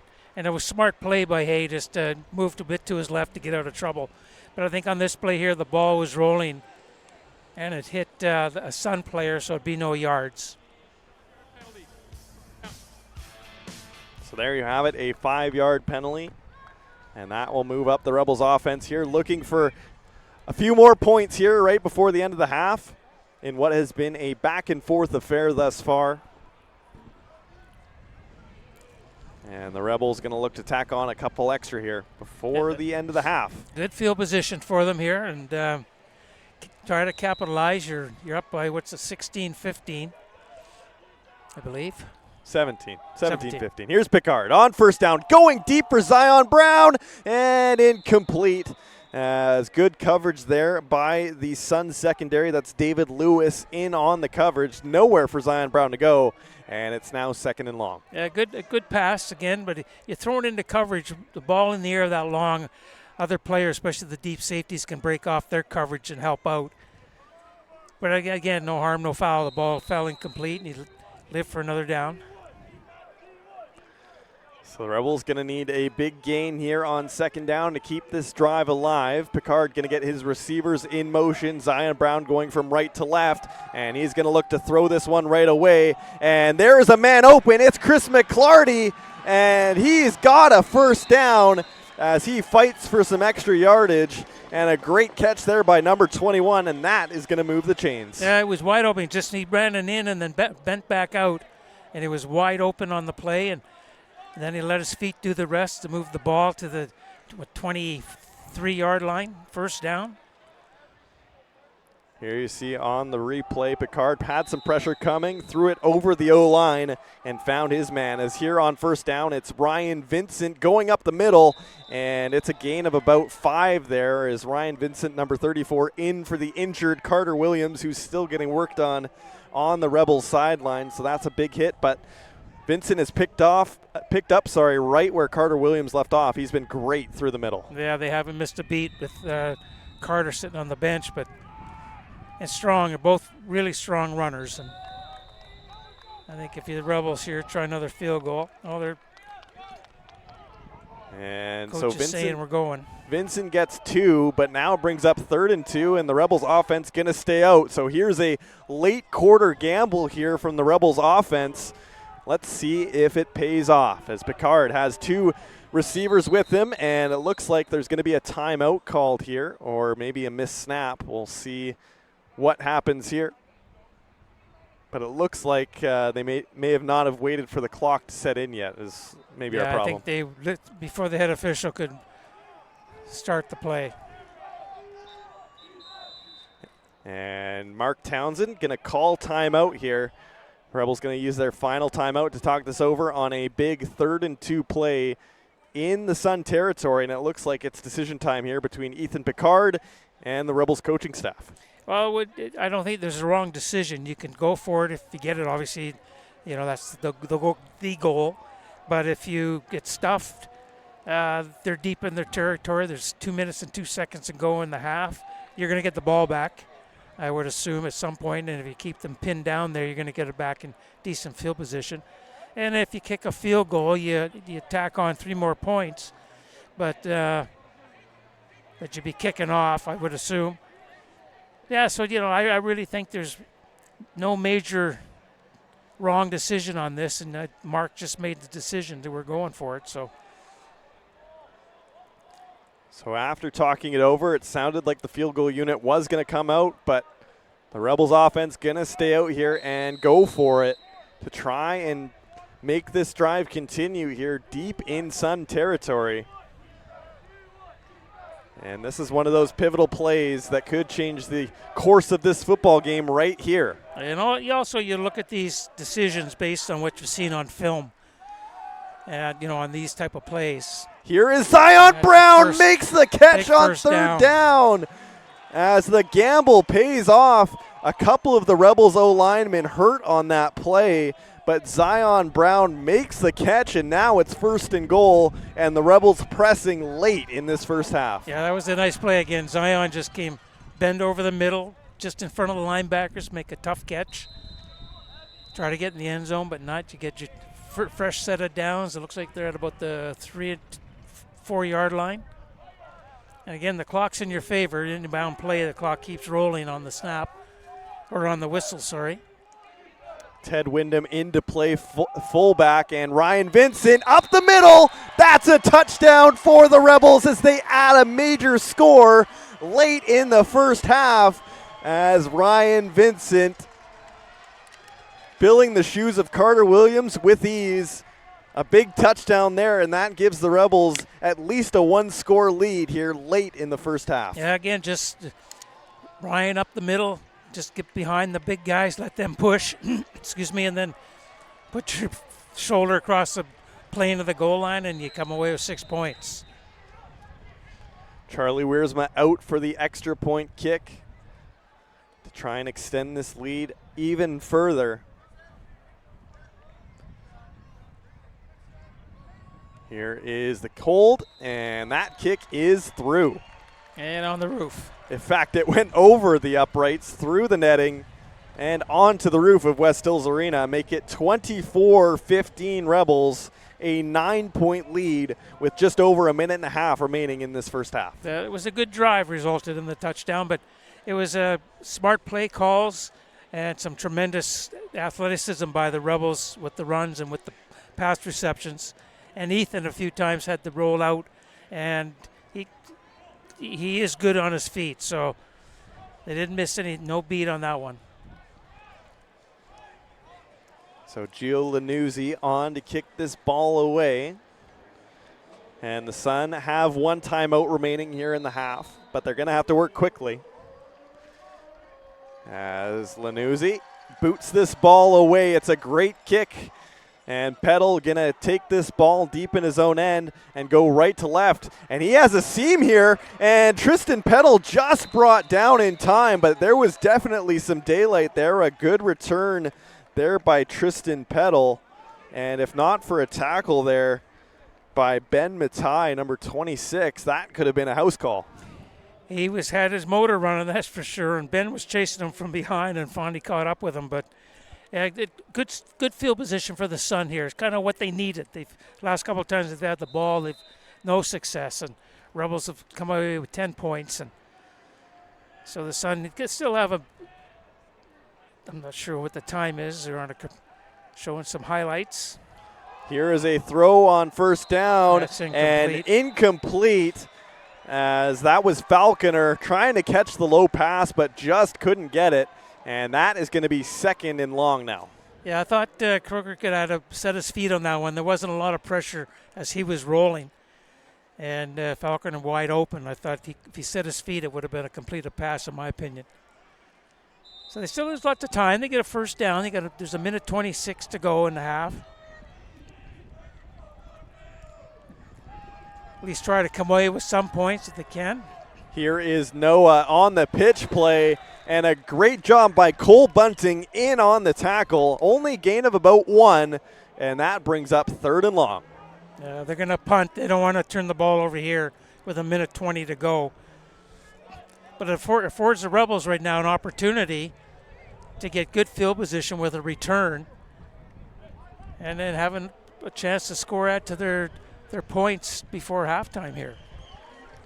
So the Rebels defense has really tightened up here in the end of the first half and limited Noah to marginal yards here. And now Grady Hay has to kick this ball away once again. And could there be some tomfoolery here, as it looks like the Sun are maybe going to try and sneak this one. And I'm not sure what's going on here. A little bit of confusion as Tristan Peddle, the receiver, is under center. Yeah, they're going to take the and too long in the huddle penalty. Hold on here. That's a delay, as confusion there at the offensive line there for the Sun. And that's going to be a 5-yard penalty. And now, don't think he can run a trick play here at third and long. No, I think they're going to. I think that was the plan all along, looked like on that play there, to just let the clock run, take up the 20 seconds, and you're going to kick the ball away. Rebels will have maybe 48, 50 seconds to work with, unless they block this. But it looks like they're setting up for a return. So 3rd and 15 here. Some receivers in motion. But Grady Hay going to get this ball and kick this one away. Good kick here. Backs up Chris McClarty. And he is going to try and go down the right sideline. He's got a hole. He's beaten the edge. Can he get around another? Great return there by Chris McClarty, number 21. And the Rebels are knocking at the door for more points here late in the first half. Yeah, they're sitting at the 45-yard line, an opportunity here to add to their 24 points. That was a really nice return, similar to the first one he had, to where he got outside and he has some good blocks along the fence, and he used the sideline, just step out, but this time he got tackled. But yeah, good opportunity here, good field position for the home side to add to those 24 points.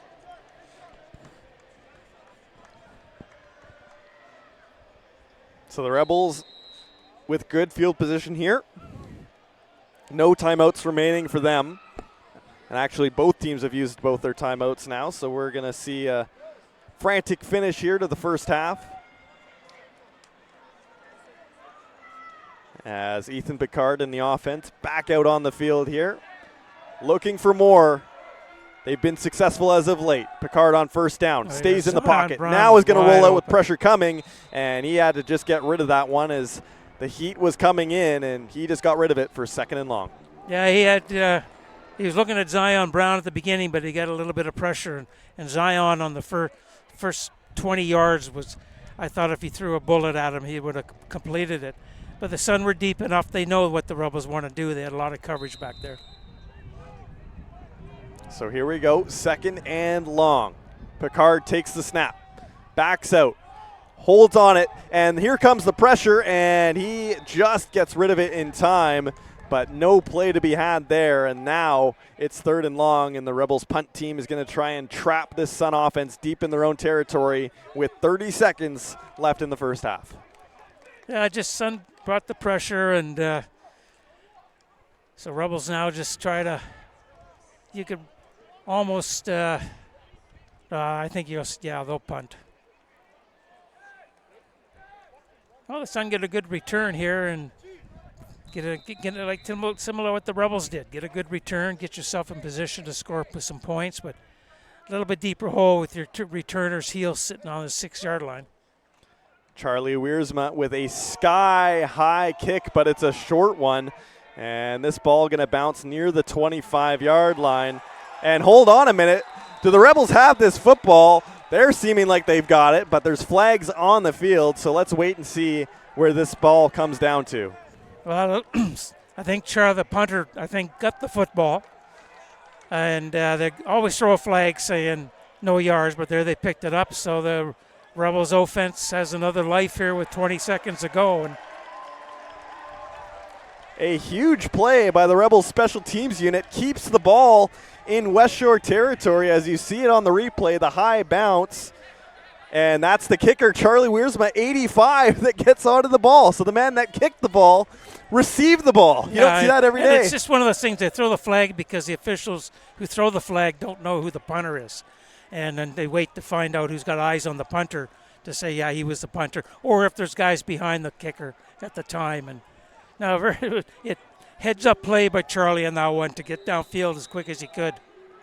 So 1st and 10 at the 25. Here comes the pressure, and Picard is going to go down as the pressure was just too much to handle.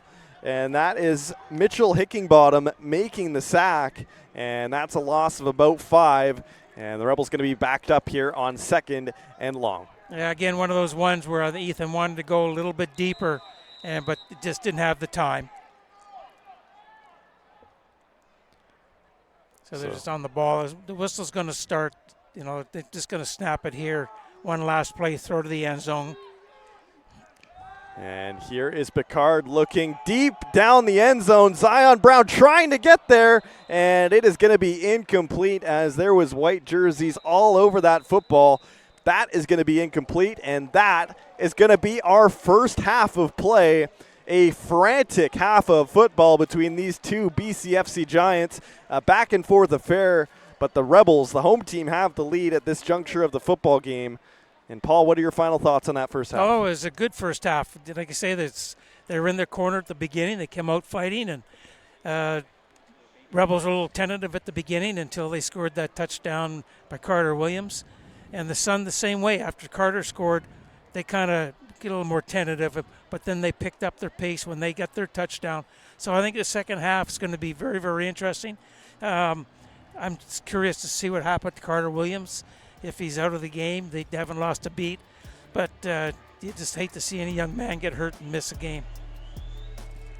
So that is your score where we stand at halftime. The Rebels holding on to a 24-15 lead in a back-and-forth first half. We'll have Rebels alumni Kieran Passant up in the booth near the end of halftime. But until then, it's the Rebels 24, the Sun 15, and we'll be back for second half coverage.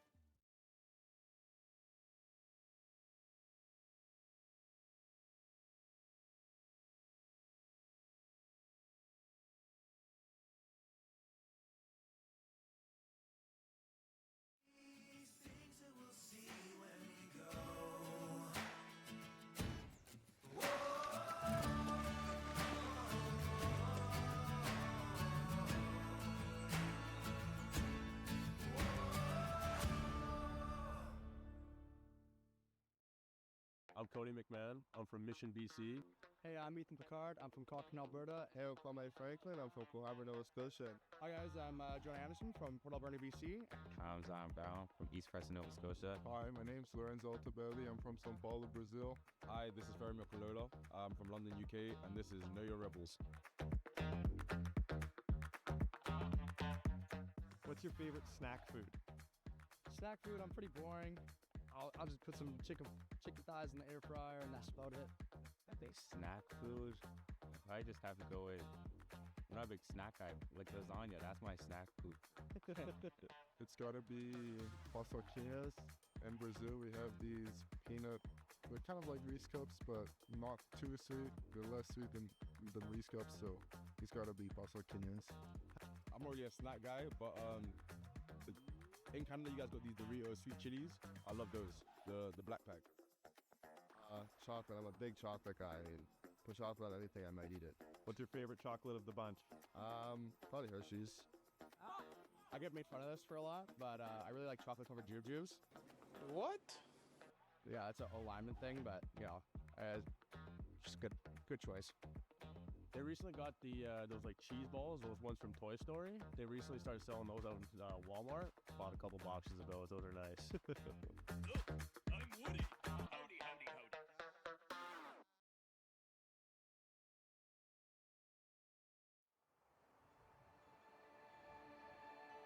We're all looking for it.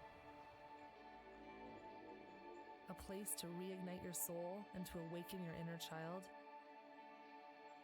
To leave feeling awestruck, not because of the destination, but because of the journey itself.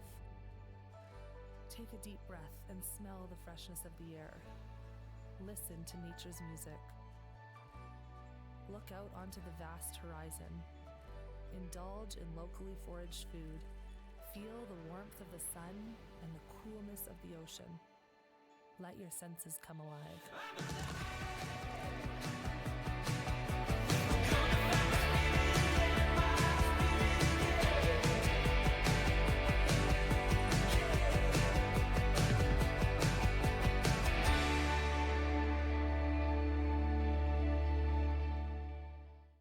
Okay, everybody, let's have a great show.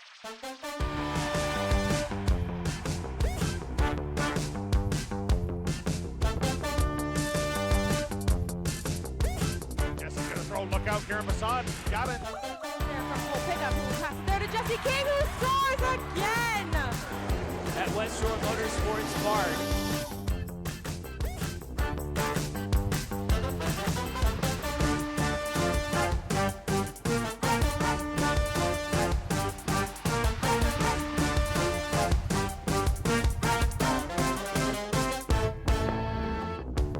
Crossing the box for Parmar, and she's done it!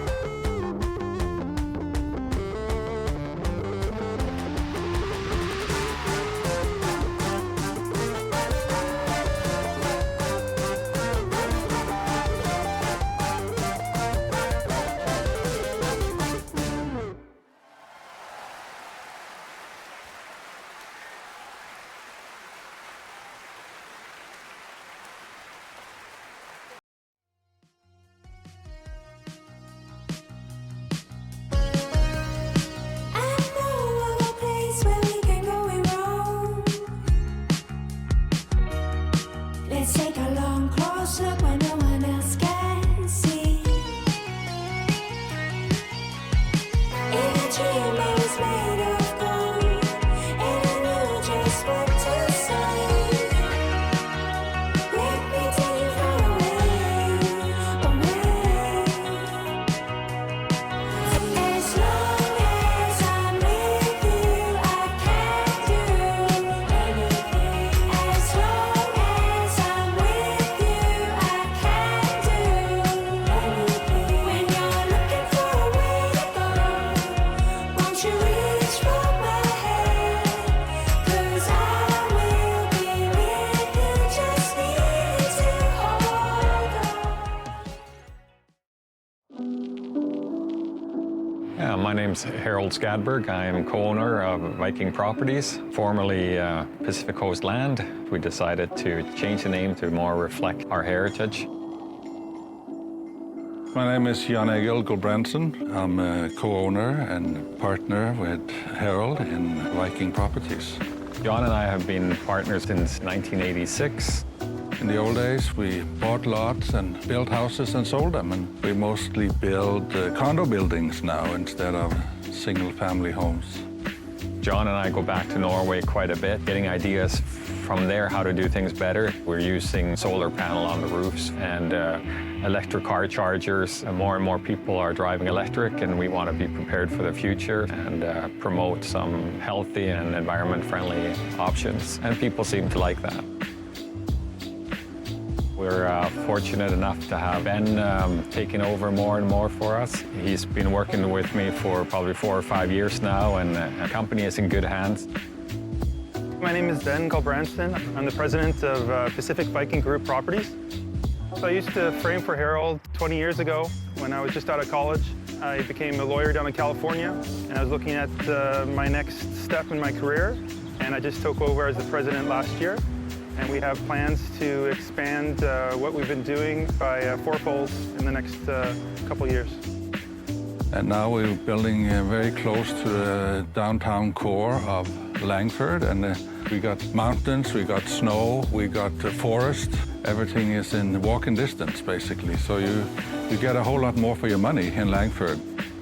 It's several years now being deemed or voted the best place in Canada to live.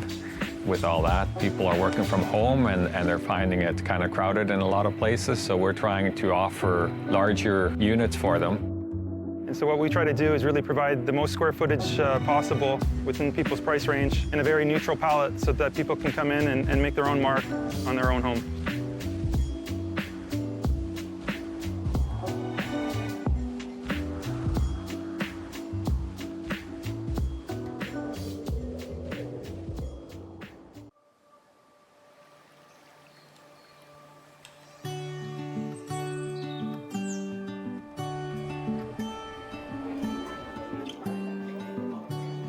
Where are we going? Show me around. On tip of our fingers, well, I never found all of the places we'll go where we are. Doors shut and open, well, life's never far behind. All these places are unknown to me. All these things that we'll see when we go.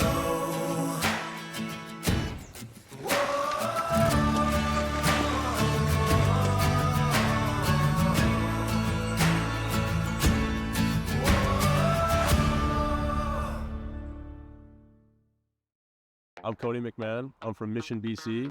Hey, I'm Ethan Picard. I'm from Corkin, Alberta. Hey, I'm Kwame Franklin. I'm from Coharbor, Nova Scotia. Hi guys, I'm Johnny Anderson from Port Alberni, BC. I'm Zion Brown from East Preston, Nova Scotia. Hi, my name's Lorenzo Altabelli. I'm from São Paulo, Brazil.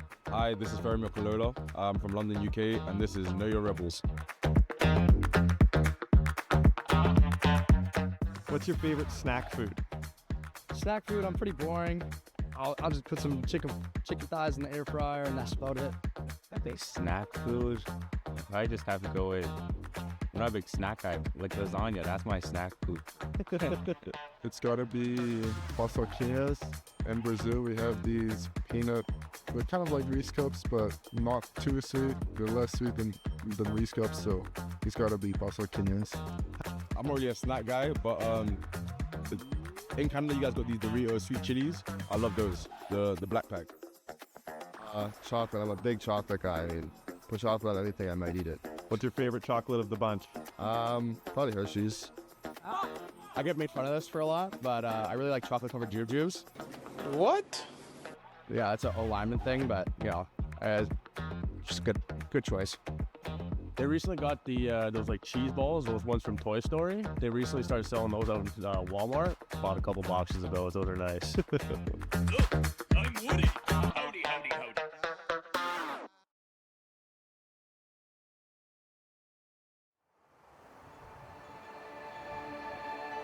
We're all looking for it. A place to reignite your soul and to awaken your inner child. To leave feeling awestruck, not because of the destination, but because of the journey itself. Take a deep breath and smell the freshness of the air. Listen to nature's music. Look out onto the vast horizon. Indulge in locally foraged food. Feel the warmth of the sun and the coolness of the ocean. Let your senses come alive.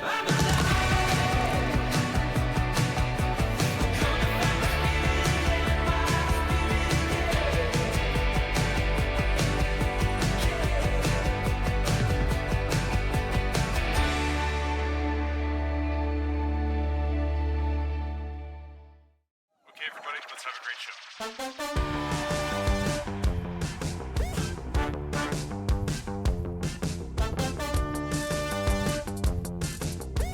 Jesse's gonna throw, look out, Karen Basad, got it. Pickup who passes there to Jesse King, who scores again. At West Shore Motorsports Park.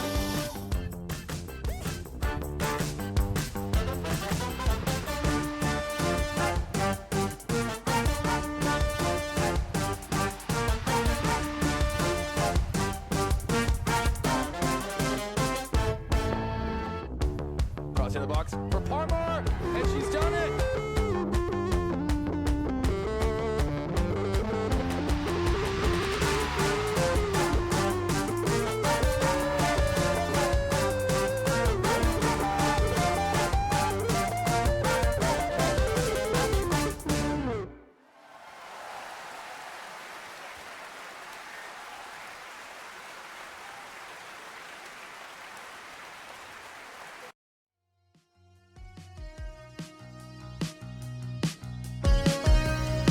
I know of a place where we can go and roam. Let's take a long close look where no one else can see. In a dream I was made of gold, and I knew just what to say. Let me take you far away, away. As long as I'm with you, I can do anything. As long as I'm with you, I can do anything. When you're looking for a way to go, won't you reach for my hand? 'Cause I will be with you, just need to hold on. Yeah, my name's Harold Skadberg. I am co-owner of Viking Properties, formerly Pacific Coast Land. My name is Jan Egil Gulbrandsen. I'm a co-owner and partner with Harold in Viking Properties. We're fortunate enough to have Ben taking over more and more for us. He's been working with me for probably 4 or 5 years now, and the company is in good hands. My name is Den Galbranson. I'm the president of Pacific Viking Group Properties. So what we try to do is really provide the most square footage possible within people's price range in a very neutral palette so that people can come in and make their own mark on their own home.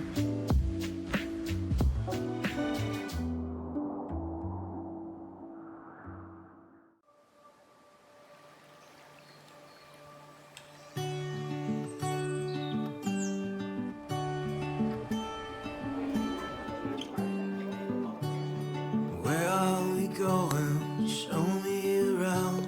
On tip of our fingers, well, I never found all of the places we'll go where we are.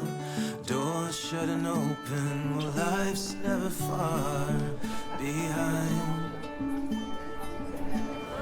All these places are known to me. All these things that we'll see when we go.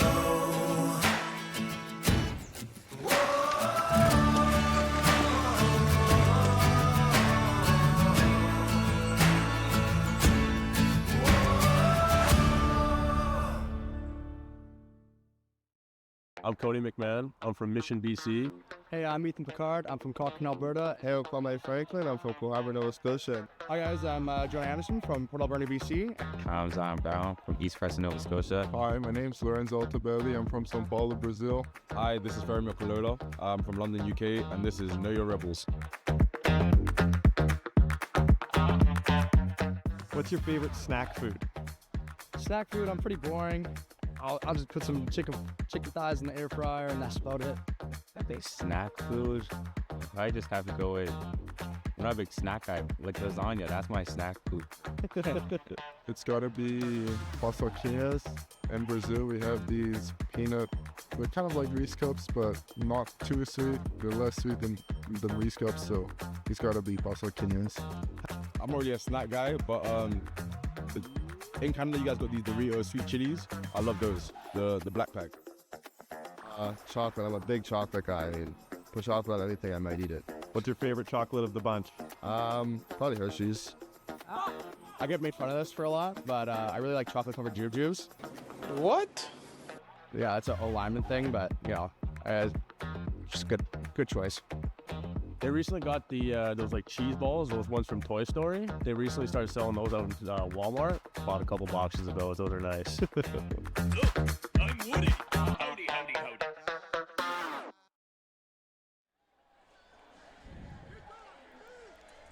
Welcome back to Starlight Stadium, and we are very welcome to have Kieran Passant, Rebels alumni, BC Lions receiver, here joining us in the broadcast booth. Kieran, welcome back to Victoria. What's it been like being back here on the island? Thank you. Yeah, it feels good to be back, man. I love Victoria so much. Any chance I get to come back here, whether it's the Starlight Stadium or wherever it is in Victoria, I love this place, man. So it feels good to be back here. We've seen you here at spring camp. You've been around the team a little bit. Just what is it like to come back and see the guys, some of the guys you played with last year, and give back a little bit to the program? Man, it's amazing. I wish I could come out way more than I'm able to, but it's amazing to see the guys I played with progress, the young guys coming up now, and to see the team continue on and have success is an amazing feeling. I love it.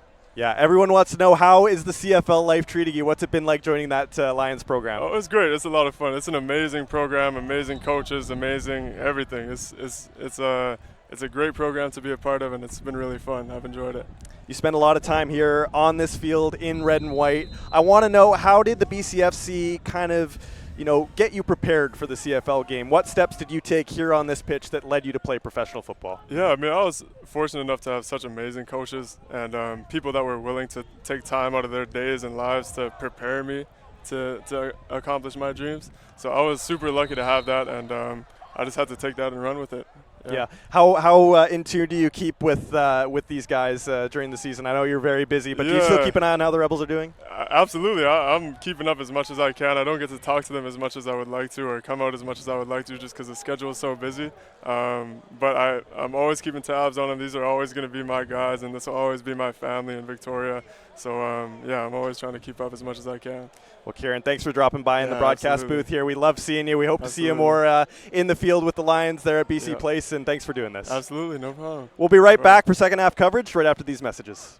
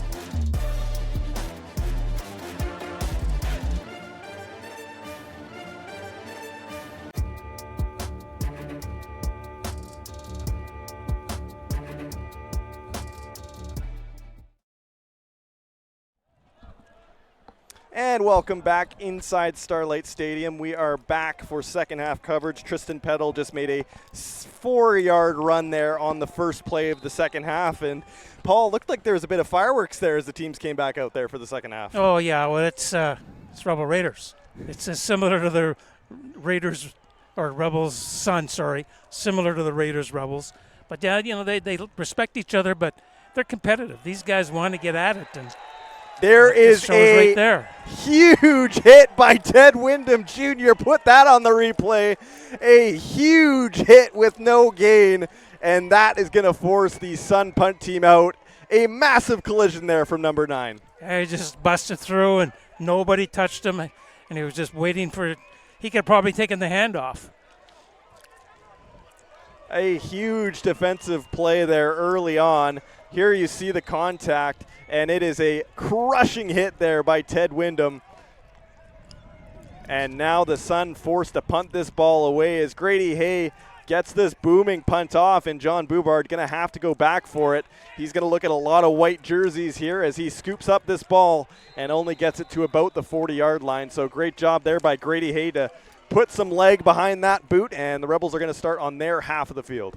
Yeah, and it was a really good kick, but for the Rebels, that was a great defensive stand, and it demoralized the Sun there for sure. Just to say their goal obviously was to come out this second half, put a drive together, score a touchdown, get some points. And for the Rebels, they came out a little more fired up, and their defense stepped up, and now they've got the football back in relatively nice position, sitting at their own 40-yard line. So Ethan Picard and the offense back out on the field, looking to put some more points on the board. Is Ryan Vincent going to take the first down handoff? He's going to go right up the gut and get about 5. So a good first down run there by Ryan Vincent, who has taken over in the absence of Carter Williams. I can tell you Williams still on the medical table, has not returned to the sideline. So we may not see number 28 back in this football game today.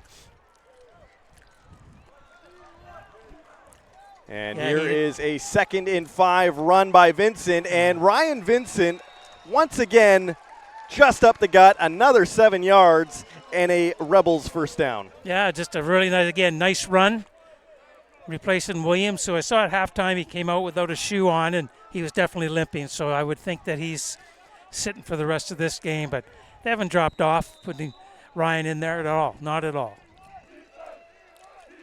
So it's a 1st and 10 near midfield. Picard gets his receivers in motion, and it's been working, so why fix it? As that is Ryan Vincent up the middle, another 5-yard gain, and it's going to bring up a 2nd and 5. Yeah, another good run. Just keep feeding them the ball. He's picking you up 5-6 yards a carry. So 2nd and 4 at midfield. Picard feels the pressure coming, and that is intercepted as Picard is picked off by Ahmed Borhout, number 19, and that is going to be a huge turnover. Sorry, that's 18. Yes, 18. Ahmed Borhout with the interception for the Sun, and that's the first turning point here in the second half. And that's the first turnover of the game as well. It's great play by Borhout. It was just dive underneath and make the catches before the ball hit the ground, and that was big for the Okanagan Sun to stop the Rebel drive and you get the football in relatively decent position. But now they can put their offense out to say, let's put something together and come away with some points. So the Sun take over near midfield. It's Noah on first down, and nowhere for Noah to go. It's only going to be a short gain here. Yeah, tough sledding now. Rebels defense has really tightened up down the middle, and that D-line is doing a great job of getting in quickly on number 1. He's your guy, so you got to keep feeding them the football, but now they're in a passing down. And they have to try to get some sustained drive together here in the third quarter early, in my opinion, because all the second quarter it was basically 2 and out. Here is Kruger, 2nd and 7, a deep throw, and there was some daylight there for Jordan Falconer. He was through the secondary, but the throw just a bit too high, and that's going to bring out the punt team on 3rd down. High and hot. It looked like it was on a line, and Jordan just didn't have his hands up quick enough to enable to grab it, get a squeeze on the football. All the Rebels get a chance to, again, flip some field position here, but the way Grady's been kicking today, he's had some tremendous punts, even with a couple that have been high snaps and good pressures. He's been able to really punt the ball. So Grady Hay gonna kick this ball away, nearly blocked. And it's going to be Chris McClarty, who has had some good returns today, but he was looking at a sea of white jerseys on the return. So he's just going to get it past the 40-yard line, and the Rebels offense going to take over after that costly interception. Yeah, there's a flag down too, so I'm not sure what that was, if it's a legal block against the Sun, or sorry, the Rebels.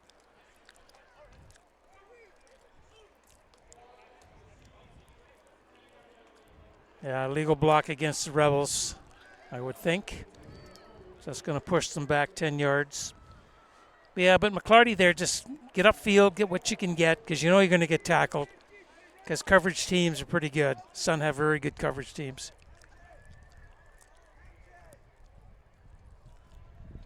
So the Sun unable to capitalize on that turnover, the first of the football game. And now the Sun defense back on the field, looking for another big stop here, as Picard and the Rebels going to look to reset here as it's a jet sweep play, and Chris McClarty is going to be brought down early as the Sun defense had that one snuffed out, as that's Paul Mario Namani on the tackle. And McClarty, not a lot of gain to speak of. In fact, they go backwards as now it's 2nd and 12. Yeah, very good play by the defensive back on that play, just to come up to snuff it down. That's the play the Rebels like to run because they stretch the defense. Here is Picard under pressure and trying to find Lyndon Williams through the coverage. And Shane Beatty, the defensive coordinator for the Sun, is fired up as his defense has looked strong coming out of the locker room here in the third quarter. Shane's like the 13th guy. He spends more time on the field than the players do, I think. But that's his coaching style, and you got to respect that and love the guy. I had the honor of coaching Shane for a couple years back in 87 and 88 when he played here in Victoria for the Rebels. And very, very competitive. Here is a sky-high punt that is going to be taken by Falconer, and he is going to have nowhere to go with this football. So good hands there by Falconer to get that high punt, but nowhere to go with the football, and the Sun will take over near midfield, 1 yard short of the 55-yard line. Yeah, I think Jourdain came running up on that based on the fact that he didn't want the Rebel kicker to recover his own punt being a short little kick. So here we go. The Sun take over as it's been turnover, kicking the ball back and forth here to start this third quarter. Let's see if the Sun can change that, as Kruger going to hand this ball off to Noah. Gets through the tackle of Ted Wyndham Jr., but only going to get back to the line of scrimmage off the dump play. So Noah still trying to maybe get things going, but the tires are spinning at this moment for number 1. Yeah, and the Rebels flowed pretty good to that football, and he made the first guy miss, but the troops arrived and put him on the ground for no gain. So it's another 2nd and long. We've seen that situation lots here in the first few minutes of this third quarter, as both offenses really trying to catch their gear. The defenses have been sharp. Receivers in motion. Kruger immediately rolls out of the pocket. He is looking downfield, and that is going to be incomplete, as Ted Wyndham Jr. was right in the grill of Kruger. Even got a late shot in there. I thought maybe there was going to be a roughing the passer call, but looks like flags are going to stay in the pockets, and it's going to be 3rd down. Yeah, I think Liam just ran out of territory there, and there was good coverage downfield by the Rebels and nowhere to put the football. And so wise decision, just throw it between guys. Nobody else can put their hands on it and punt the ball away.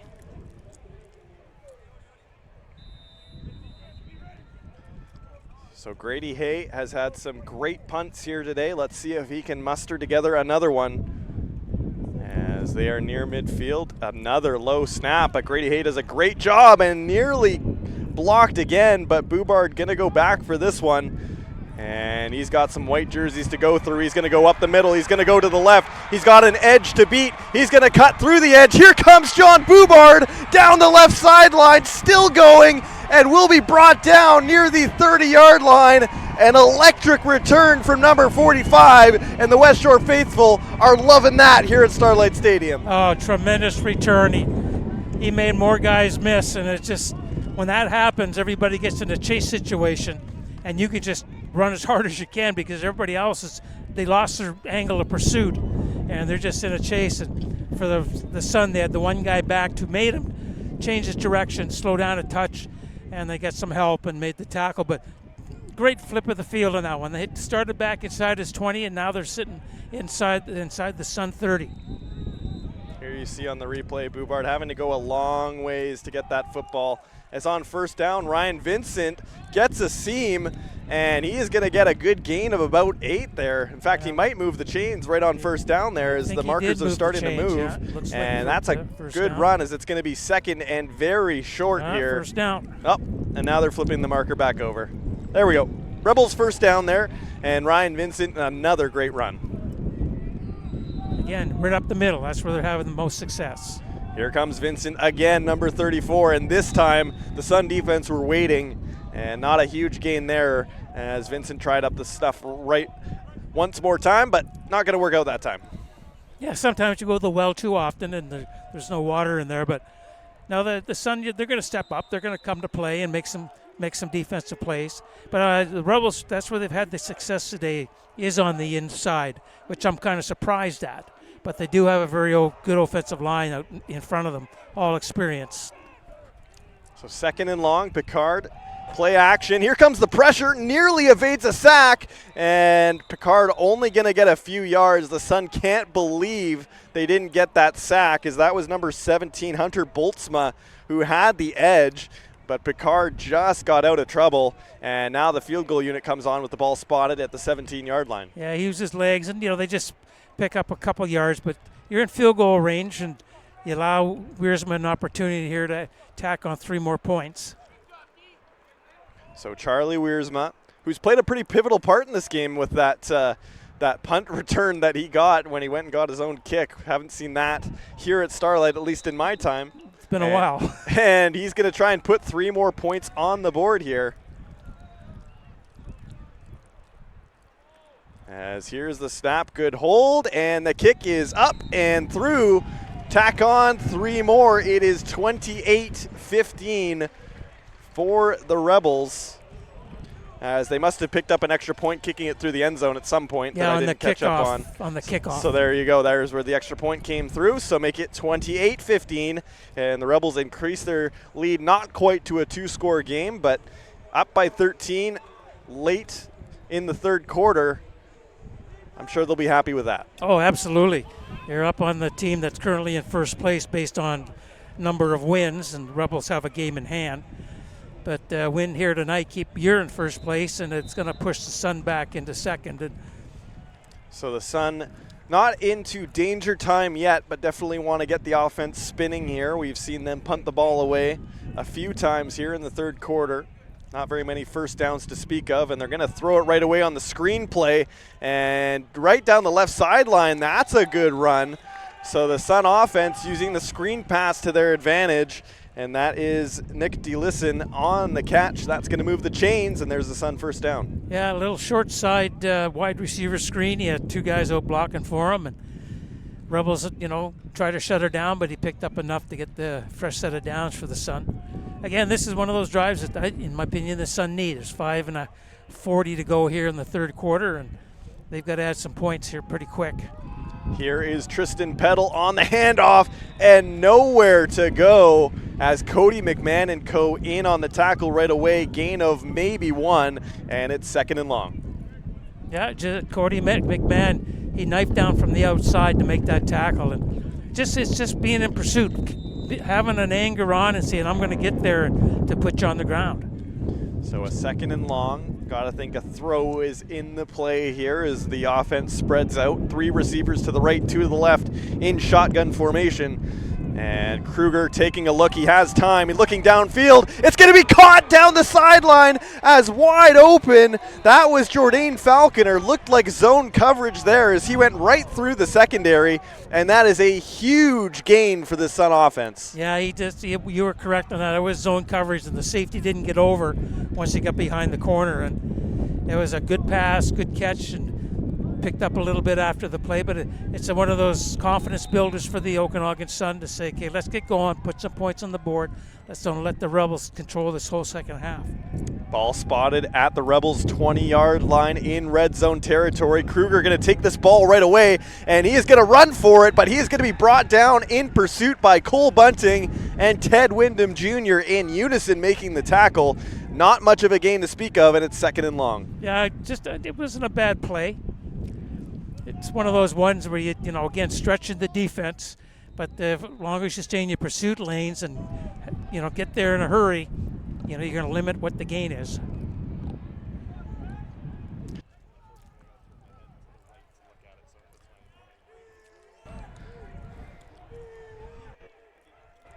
So Kruger here on 2nd and long, play action, gonna look deep end zone, and that throw gonna be well incomplete, as that was Bronson Pfeiffer in the secondary, not allowing Jordan Falconer to get open, who made that big catch to extend this drive. But on 3rd down, it looks like the special teams unit out here for the Sun. Yeah, I thought Falconer, the way the ball went, Falconer was still on the inside move, so he didn't get cleanly through the end zone to try to have an opportunity to make that reception. And now comes on Liam Atwood, who's one of the better kickers in the league. He's 7th all time in points scored. He's got 52 field goals. It's a 5th in BC history. Here is the kick, and it is wide right. So a rare miss from Liam Atwood means the Sun will not put points on the board this drive. That's got to be disappointing. And the Rebels are going to take over with fairly good field position near the 30-yard line. Well, they do get 1 point for the miss since it went out of the end of the end zone. Yeah, that's good. It's disappointing. They had that nice play, and you only come away with 1 point. But as the Sun, they got to take a look at, okay, how do we get there? How do we make this drive work? Let's just do what we did next time we get the ball, and ask the defense to step up, stop the Rebels here. But with the Rebels, you know, 2 points are left off the board, and they're still well in control of this football game. So the Rebels taking over after giving up just a single point lead, 28-16, and looking for more on the play action pass. It's Kwame Franklin. He beats his defender, got a couple more to make past. Still a good gain of 15 as Kwame Franklin. Haven't seen him with the football since that early first quarter touchdown, but a good reception there and a Rebels first down. Yeah, and he's one of the guys you got to get the ball to, and you know, maybe this is something that now that you've gone to Zion Brown and a few little outs, you get Kwame involved into it, and it just now you put pressure on all the defensive backs of the Sun, and who are they going to? Here is another first down play action pass. It's Franklin on pretty much the identical play, but that time the Sun had it snuffed out and nowhere for Franklin to go after he caught that ball. Gain of about 4, maybe 5. Call it 2nd and 5. Yeah, the play was a little bit slow with the fake handoff, and the defensive back was able to react to Kwame's 3 or 4 steps, dig in, and he just knew the ball was coming to him and went after him right away. So 2nd and 5. Picard going to hand this ball off to Ryan Vincent, and I believe he got there for the first down as Vincent has had a lot of success running right up the gut, and that appeared to move the chains, although we'll have to get final confirmation here from the officials. I don't know, it looked like the line judge came running, or sorry, the head linesman came running in just short of the first down. Got a call for a measurement. So we're going to, looks like we might need a measure here. The head official in this game today, and I apologize, I can't remember his name, but he's been up in the CFL for 5 games this year being evaluated, so wish him all the best that he gets an opportunity to make I don't know if it's making a living, but, you know, being part of the CFL as a game official. So it's going to be 3rd and very short. And looks like Ted Wyndham Jr., who has been acting as the fullback for the offense, despite being primarily a defensive player for this West Shore team. But he's going to add some big size and muscle into the backfield here, as they're going to probably try and scooch their way to get this first down. But we're doing a realignment here, so. Yeah, it's just less than a yard to go, so I would suspect you see Ethan take the football here up the middle. Just follow the big guys. Yeah, it's less than probably 6 inches. So 3rd and inches. Last year this would be a patented T. Jesse quarterback sneak play, but Ethan Picard doesn't quite have the size, so it looks like they're going to go to the I formation here. And right under center, and what do you know, it's a quarterback sneak, and Ethan Picard gets more than enough there. So maybe that's one from his old mentor's playbook that he drawed up, and that's going to work for a Rebels first down. Yeah, I think at some point there's sure plays and ones you go, well, okay, let's add something a little bit different. But when you're less than a yard and the defense has to give you a yard, you should be able to beat them to the ball. And just as long as there's not a bad snap or you slip or something, but generally a good quarterback sneak right between the center and the guard gets it done. So a renewed downs after Picard called his own number. And they are officially into Sun territory as Ryan Vincent is swallowed up behind the line of scrimmage, as that's Hunter Boltzma in on the tackle. Great job there. That's a loss of about 2, and that's going to bring up 2nd and long. Yeah, Hunter came knifing in right off the edge and was able to get in the backfield. And just before Ryan had the ball, he was able to get his hands on his legs and drop him for the loss. So 2nd and long. Picard going to dump this ball off to number 21 there. That's Chris McClarty, but nowhere to go with that football. He just gets back to the line of scrimmage, and that's going to bring out the punt team here on 3rd down. Yeah, that was good coverage, just a crossing route. Get what you can get, but unfortunately it was about maybe 3-yard pass. The Sun had good cover on that. Get good force of pressure coming from the D-line as well. This has been a fast-moving 3rd quarter. We're into the final minute already as Wiersma boots this one away. Falconer into return. He's going to try and go up the left sideline, but he is going to be met there by Bryce Ruther, I believe, 39. And Falconer took a second to get up, but it looks like he's going to be okay, and a very short return there for the Sun, who are going to have to start back near their 20-yard line. And that's been the story of the Sun, basically from the middle of the first quarter on, as they've been starting inside their 30-yard line quite a bit. But the last time they had a drive, they unfortunately missed the field goal. Atwood missed it, but do the same thing here, and you can get back in this game, and it's probably the 2 more plays here in the quarter. Kruger takes the snap. It's Ilion Noah up the middle. Gain of about 5 there, as we haven't seen Noah really break free. He was running wild in the early stages of this game, but the Rebels defense have really keyed in on number 1 and limited his yardage. He's not bad, though. He picked up 6 yards there, and you keep feeding him the football, you're going to 2 plays, you can get first downs, but at some point you're going to get the ball downfield and chew some yards off really quickly via the pass. Kruger on 2nd down, going back to number 1, making a couple moves, and Ilion Noah has a Sun first down after some shifty work through the Rebels defense. Yeah, that's like his trademark moves, is getting into the line of scrimmage, being able to move left and right, keep his shoulders square to the line of scrimmage. He makes some guys miss. So that is our score through 3 quarters of play. It is 28-16 for the Rebels, as a field goal and a kick through the end zone are the only points that are scored in that 3rd quarter. And if you're the Rebels, that's what you like to see. Less points on the board now helps them and hinders the Sun. So now it really comes down to crunch time for this Sun offense to put some points on the board and crack this Rebels defense, who has been very solid since the early stages of this football game. Yeah, and the Rebels, you're in the 4th quarter here. You've got the lead. Now's not the time to start committing fouls and chewing up yards against you. And they've been pretty disciplined today, really, on the penalties they've been taking. So that's something that is helping them, in my opinion, in this game. Yep, flags are always a talking point here in the booth. And to Mark Townsend and the rest of the Rebels' credit, not a lot of flags, not a lot of yardage penalized against them in this one, where in the first couple games we did see a lot of plays come back. And we are good to go for this 4th quarter of play. And it's going to be a play action pass by Kruger, but that is going to be inaccurate and incomplete, as Sam Mellinson was the intended receiver.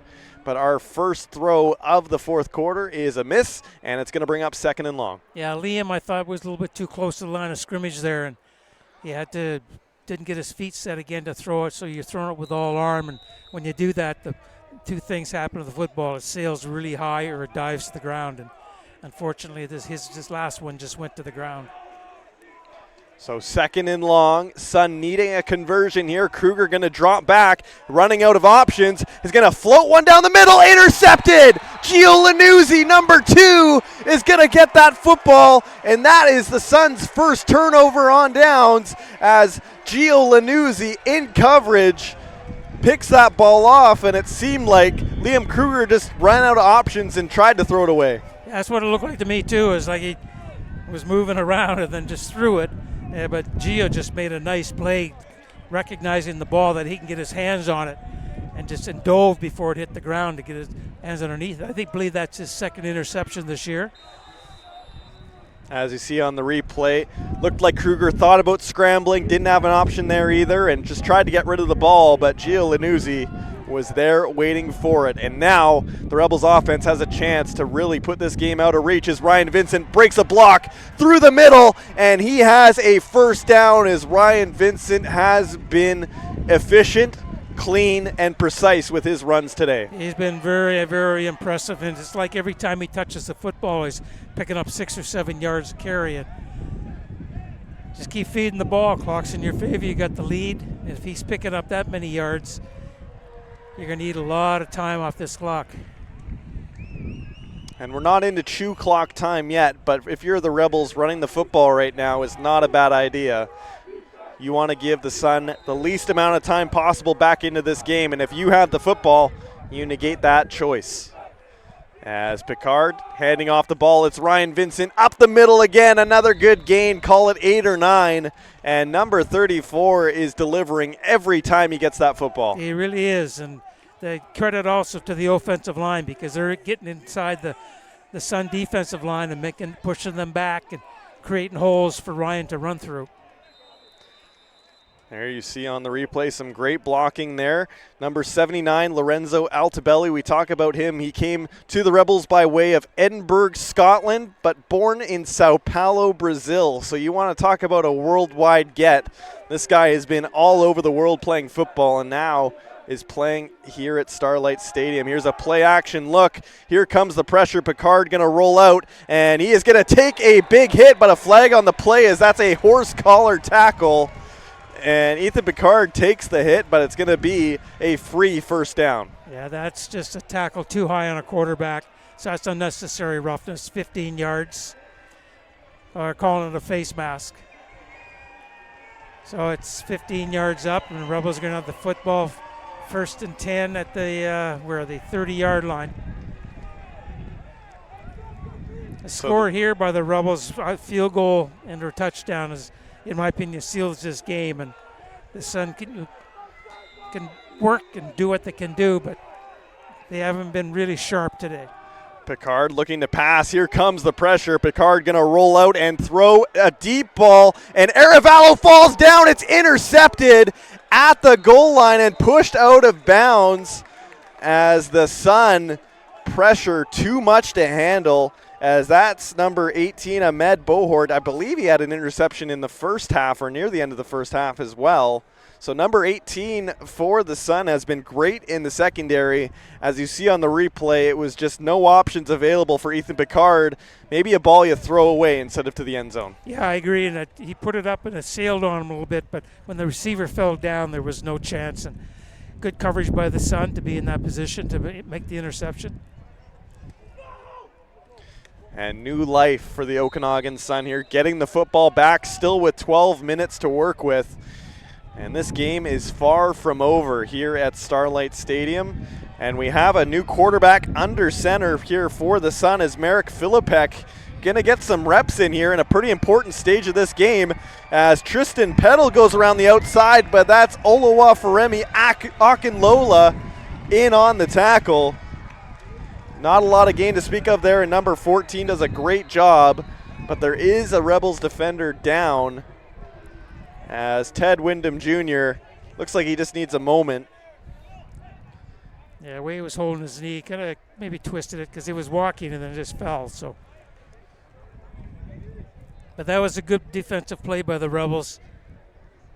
His pedal made a really nice run. He made one guy miss with a straight arm, and then the Rebels just came back and said, we're going to put you on the ground right here.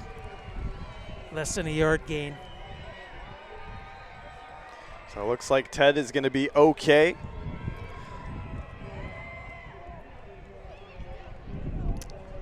And nothing like being a second-string quarterback coming into the game down 2 scores, deep in your own territory, so it's a pressure cooker time here for Philippek. And number 15 in white going to look to lead this offense up the field and start this comeback.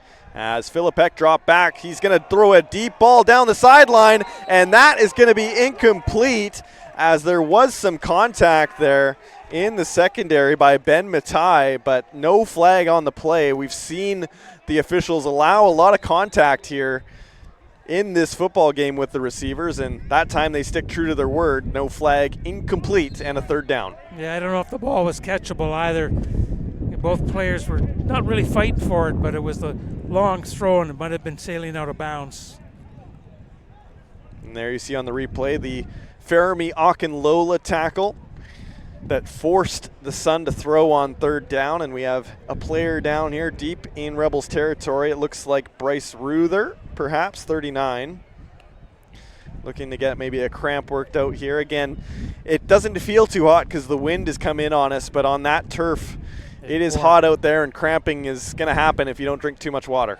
Absolutely, because it is so warm. They were saying the humidex today was supposed to be 33 or 34, so, and even though we're late in the evening, it's still warm. And the energy these guys exert when they're playing, they've got to stay hydrated.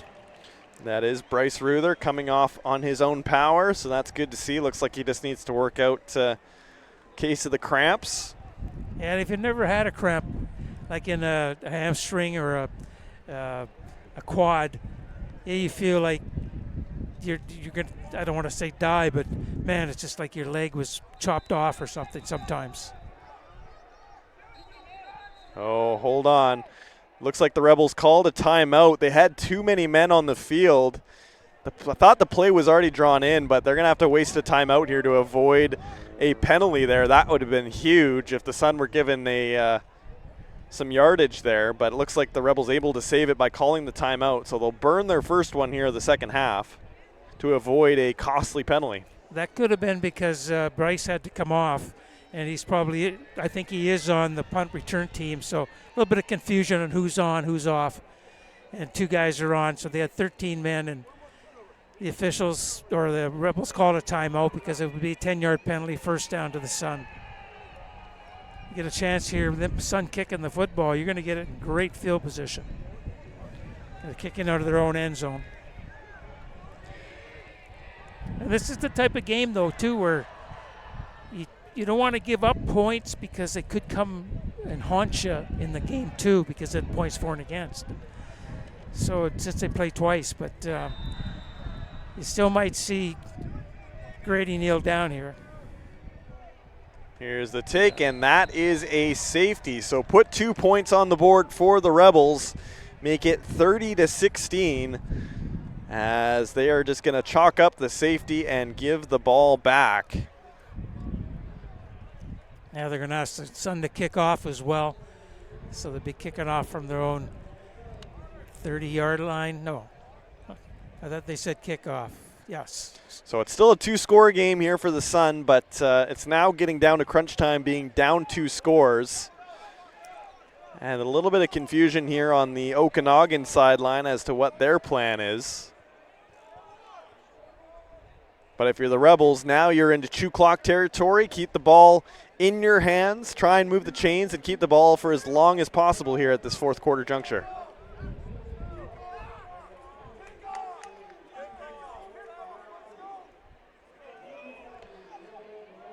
So the personnel team's a little confused here, but and the officials look a little confused as well. The ball's at the wrong side of the field. Or was that that was the last play of the quarter, the safety?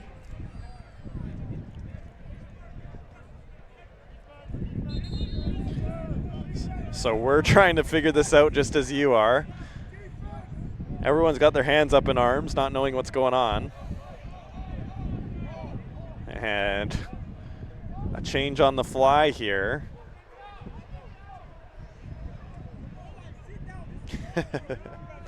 One of the joys of the BCFC here. Sometimes no one knows what's going on. But Mark Townsend talking to his offense here. I always thought in amateur football, but I could be wrong, obviously, that you had the option of receiving the kick or taking the ball, excuse me, after a safety is scored. Unless that has been changed to where there's no kickoff anymore. I know they're trying to eliminate kickoffs from all of football, basically, because of injuries. And the new one they have in the NFL they're going to be running this year is interesting.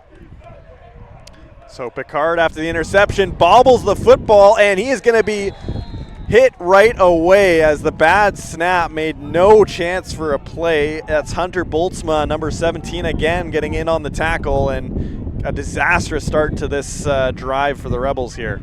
Yeah, nobody was really ready, excuse me. And the ball was snapped, and Ethan couldn't get his hands on it. So they got a big second down here. They lost about 7, maybe 8 yards, so it's 2nd and 18 here. And if you're the Rebels, maybe it's not so much about getting the first down, but just getting some yardage to punt this ball away now. As Picard going to hand this ball off, it's going to be John Boubard up the middle. Look at John Boubard go. That's a good gain, about 10. But unfortunately, they only get back to about the 10-yard marker, so they're going to have to kick this ball away once again, as that's a tough drive there for the Rebels. A good, smart call.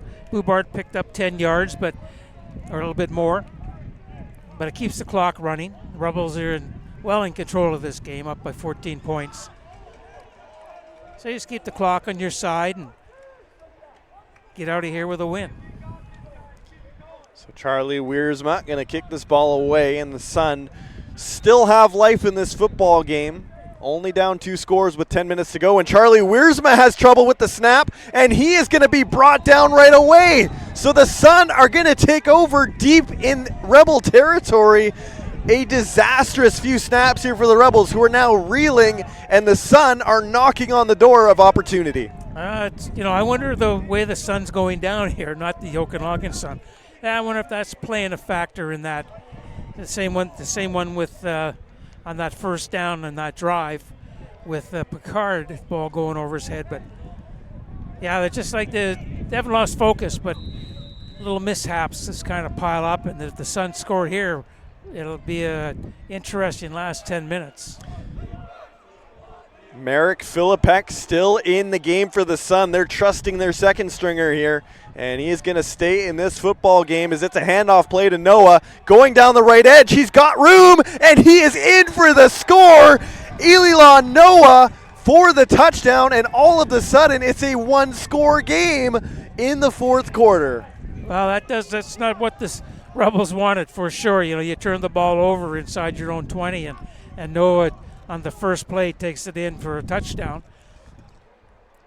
So it's good. The Rebels now on this next time possession, they get the football, they got to get some first downs, because you don't want to be 2 and out and give the ball back to the Sun with 9.5 minutes ago. Liam Atwood out for the extra point. A bit of a funky snap, but that is still going to be through for the extra point. So it is 30-23, a 1-score game with 9:35 remaining in the fourth quarter. And although this game looked out of reach, Paul, we're right there in a 1-score game between these two juggernauts in the BCFC. It always takes a mishap, a turnover or some sort of mishap, to allow the opposition a chance to get back in the game. And like I said, I think this is where the Rebels have to just kind of settle down. A little bit of funkiness over the last few plays with the interception in the end zone and the snap over the head here and the touchdown. So just relax, allow an opportunity for the offense to pick up first downs, and keep the Sun off the field. So the Rebels now in the pressure cooker.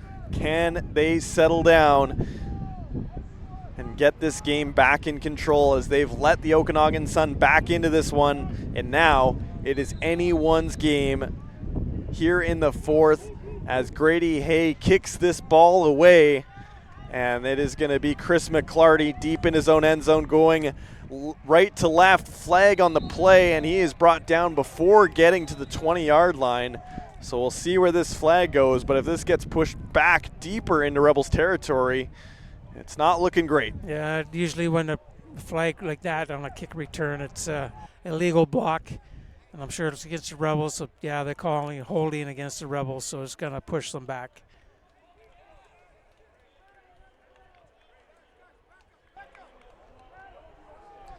So that'll move the ball. I think the foul occurred at about the 21-yard line. That'll put it on the 10.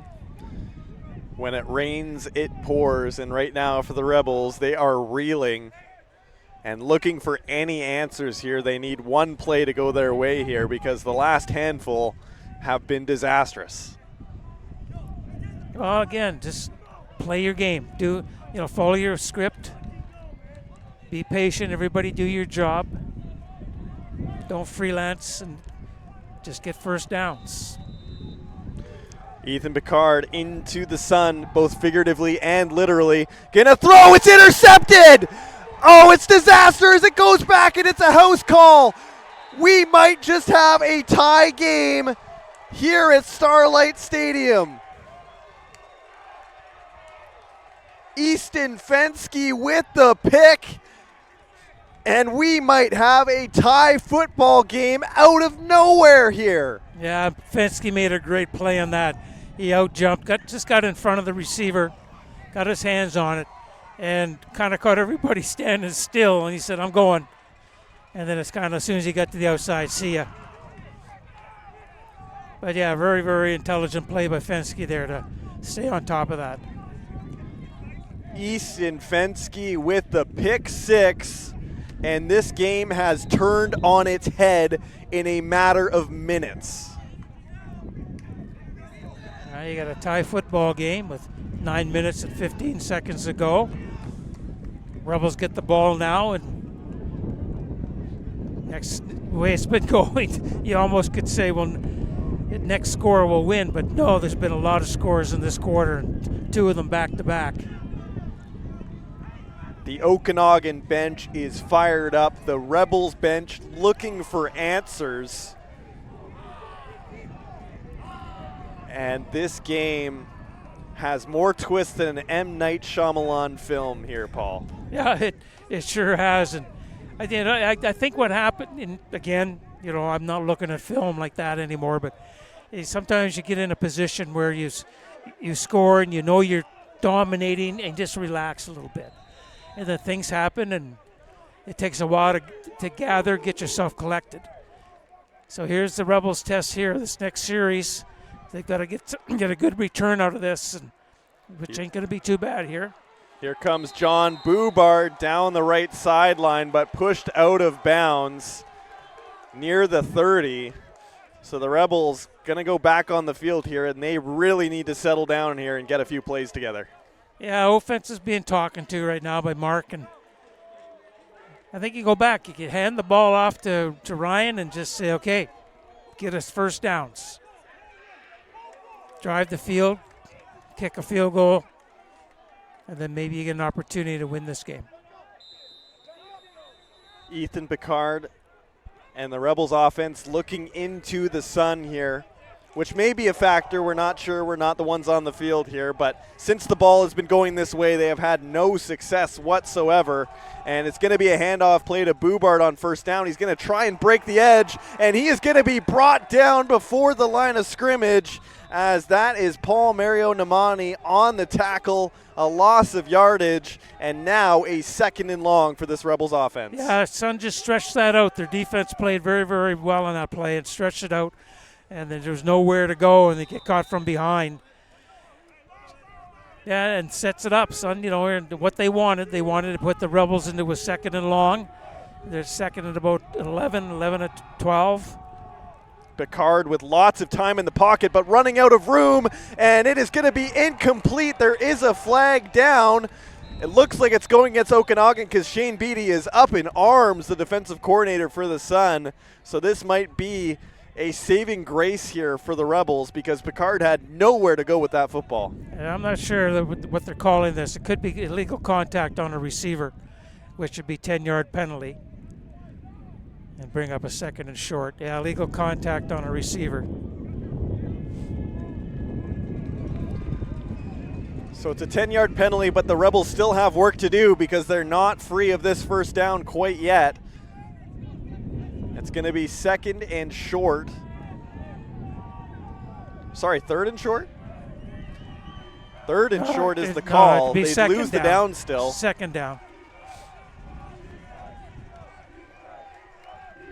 Well, hold on here. The officials are confused here. We have a 3rd down on the sideline, but now they're referring it is 2nd down, so they're going to adjust that on the field. There was some confusion, and it is going to be 2nd and short. So still some work to do here for the Rebels if they want to move the chains here, as it's 2nd and 1. McClarty and Vincent in the backfield with Picard. 2 receivers to the right, 1 to the left. And McClarty is going to go in motion, and they are going to hand this ball off, and he's going to be met before he gets it, as nowhere with the football for Vincent to go. And this Sun defense with a huge stop at this juncture in the football game. They beat every Rebel O-lineman to the punch in that one, and they're in the backfield while the O-line were trying to get on to the next level on the linebackers, and there was no support. Again, that's what the Sun want. Now they put them in a punting situation, get the ball back. 7 minutes and 30 seconds. I don't know why the clock is stopped. Hunter Boltzma with the tackle.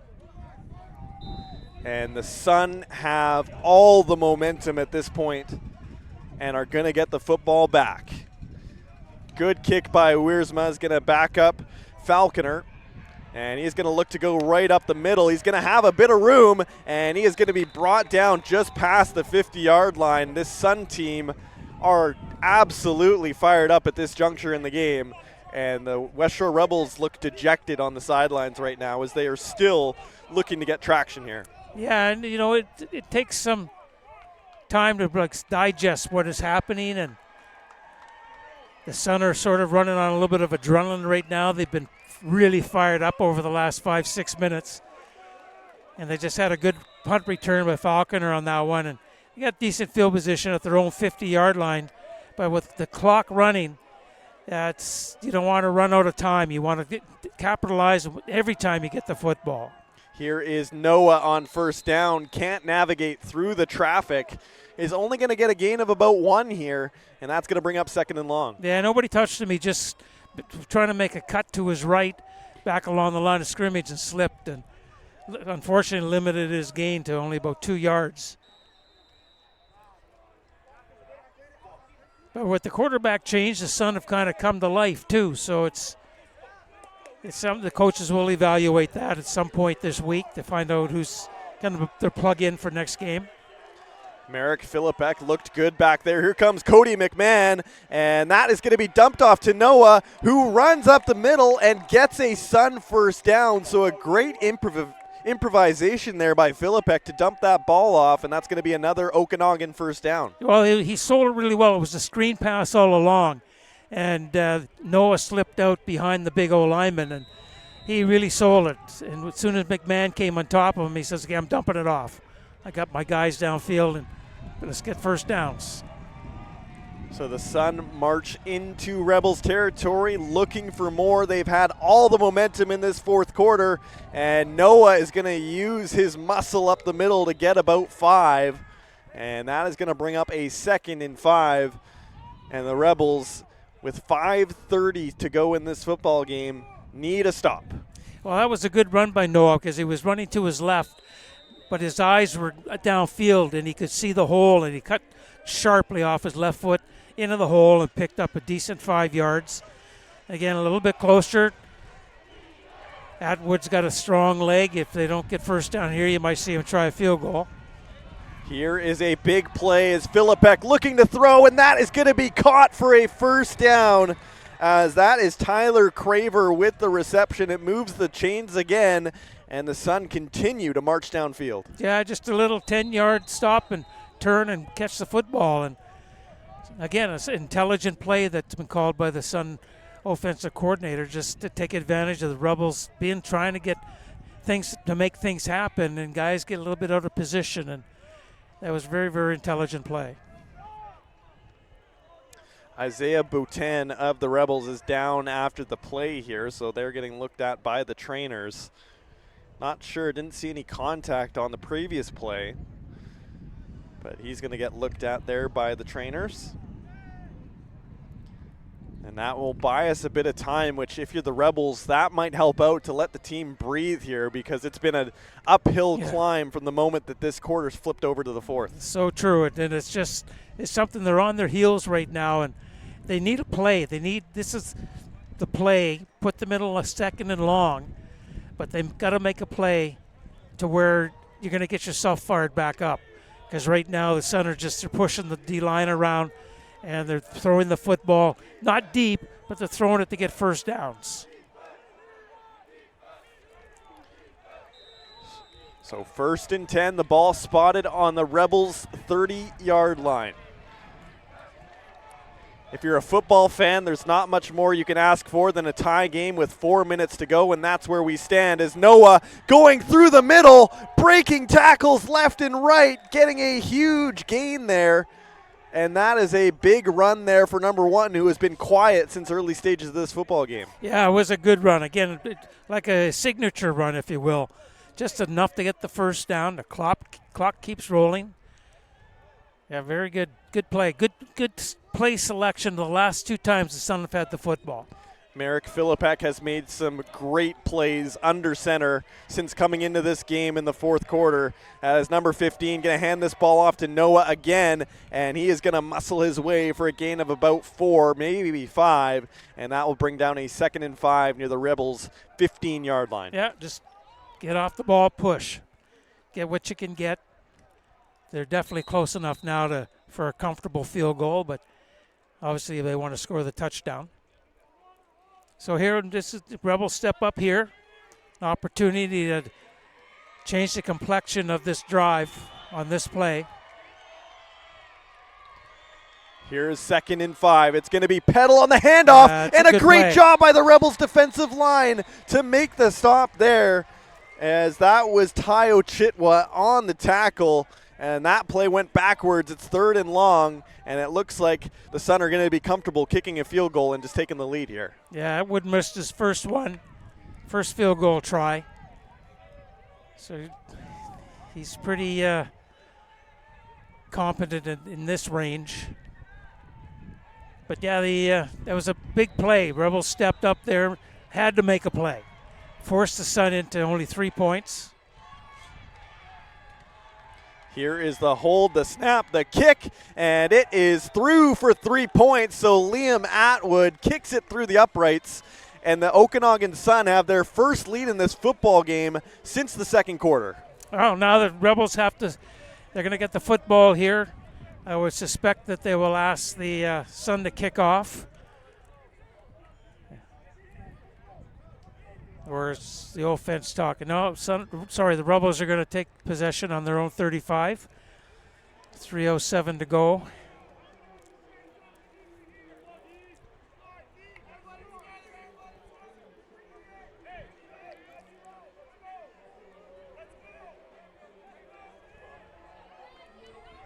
I think if I'm the Rebels, I'm definitely looking for Zion Brown or Kwame for sure, Kwame Franklin. Run some combinations. They're both flanked out here to the quarterback's right. 3:07 on the clock. The Sun were down 30-16, and now they lead 33-30. Here's Lyndon Williams on the reverse, and he is going to be very close to that first down marker, number 8 in red. Haven't seen him a ton today, but that's a big play, and that'll move the chains. Well, I think it caught the Sun off guard. I think the Sun are thinking pass, and having something like that, again, picks up first down, a 3-minute warning. Still a long field to go, but just got to stay the course. You practice this all week. you know, late in the game, what you're going to be doing against this type of defense. Because they look at every film every game that the opposition plays. So they've got it down pretty pat. So the Rebels get a first down near midfield, and we are through the 3-minute warning as here comes the finish, and Picard is going to be hit after the play. And it looks like there's no flag on that one. I thought Ethan was down before the contact, but that is a huge loss of yards. Yeah, it looked like as Ethan was going for the football before he had his hands on it, the Sun defender was going after it as well, and when Ethan got it, it's just momentum took him over top him, and he didn't really put a hit on him that would, in my opinion, draw a flag. So here's a huge 2nd and long. Pressure coming for Picard, and he has nowhere to go with this football. And all of the sudden, it is do or die time for the Rebels, and they are going to elect to punt this ball away and give the ball back with 2:40 left in this football game. Yeah, you have to punt. It's too far. You got 20 yards to go. You gotta punt the football and put the pressure back on your defense to create a turnover, because you know it's going to be Noah the rest of the way.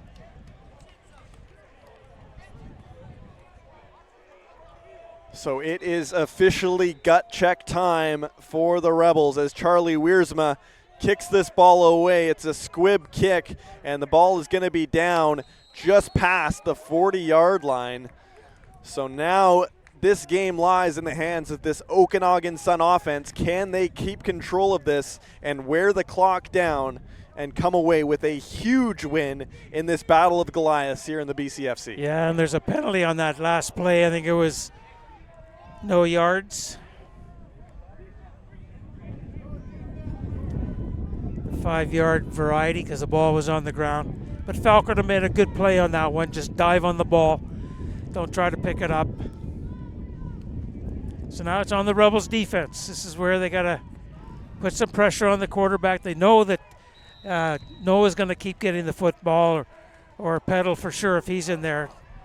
Peddle's in there now. So it's one of those things that stop them here, get the ball back via punt. Here we go. First down, Philippek hands off to Peddle, who is going to be brought down. That's a great tackle in on the secondary. That's Fermi Akinlola, who jumped through the secondary, made the tackle, and that's a loss of yards, and that is huge for this Rebels defense. That's what they needed. Now you got the Sun in the 2nd and long, and if they want to hand off again, play stiff, play stout, and get the ball back on the exchange on the punt. But you can't get lazy in the defensive backfield, because there could be a play action pass that would crowd gets loud here at Starlight. It's a handoff play up the middle, and Tristan Peddle is not going to have enough for a first down. He only gets a gain of about 3. So the Rebels defense has given their team a chance to get this ball back with still a little bit of time left on the clock. Yeah, 2:12, lots and lots of time. But the Sun need a big punt here. Rebels need a big return. And the Sun need their cover guys to get down there, and the Rebels need their guys to do some good blocking where they'll create a penalty.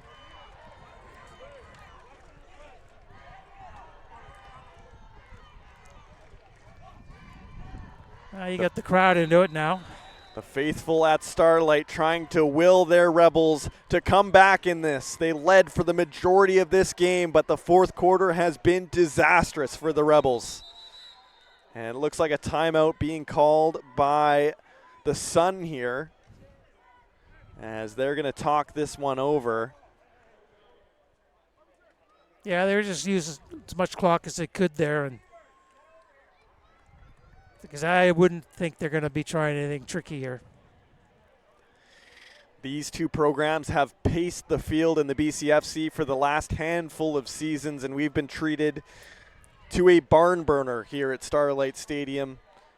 It was a 2-score game. The Rebels faltered early. The Sun had the early advantage, but then the Rebels really took this game in the 2nd quarter, had a comfortable lead going into the tunnel. And the 4th quarter switch is when this game flipped on its head. Yeah, it all started with that snap over the head of the punter of Charlie, and Sun recovered and scored. And then the sack on, not the sack, but the same thing, that's the ball that went over Ethan Pickard's head, and they had to punt. Good return by Falconer, put the ball back in pretty good field position. And then the interception for the touchdown. It was kind of, I don't want to say the backbreaker, but it's given the Sun the lead. So Grady Hay going to kick this ball away. Good snap, good hold, good kick. Just a great kick. As Chris McClarty has to go way back for this football, and he is going to start near his own 15, and he is going to be run out of bounds just shy of the 30. So here it comes down to this. The previous two Cullen Cup winners in a one-score game with 1:49 to go. Yeah, it's interesting, when you play a team, when these two teams play, as it's been bouncing back and forth over the last few years, it's become very, very entertaining football. And what that does is that creates a lot of respect amongst the players and coaching staffs. But there's a little more incentive from both sides. Obviously Coach Beattie wants to win, and the Rebels don't want Coach Beattie to win. So here we go. Ethan Pickard back on the field. Hasn't found success since the third quarter.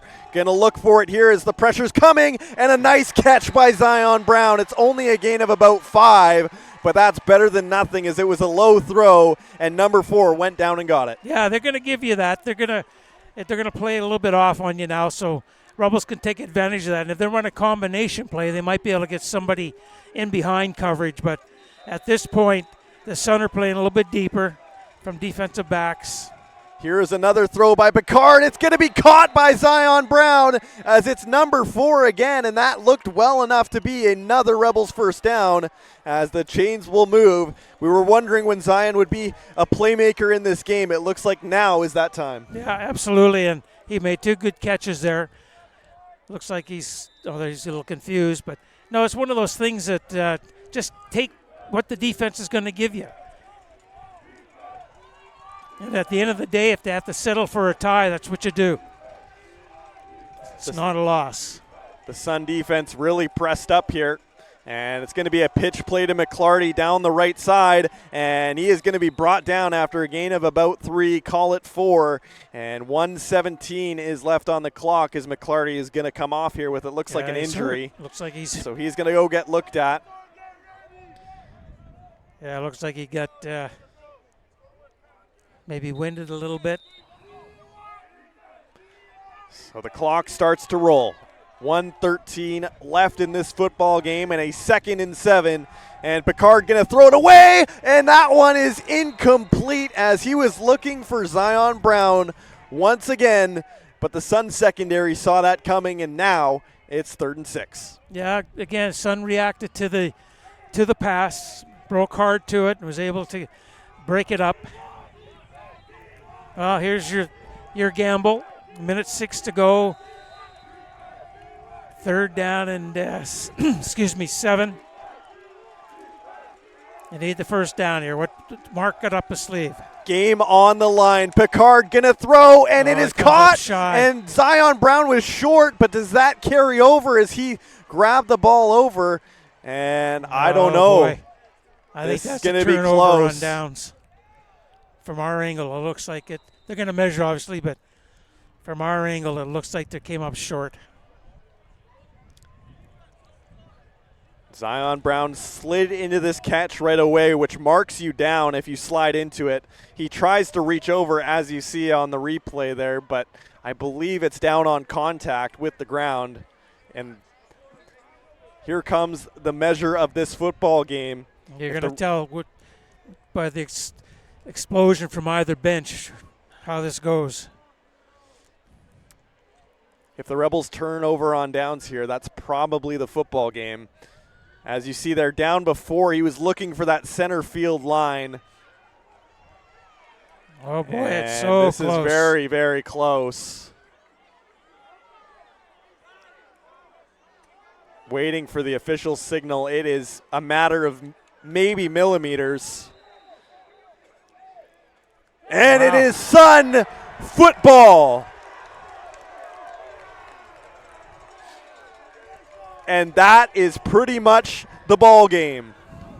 And 1:02 to go. Sun can control this. That was so close. It's rare to see the officials down on his knees checking that. Yeah, it has to be touching the bar, and it was just shy.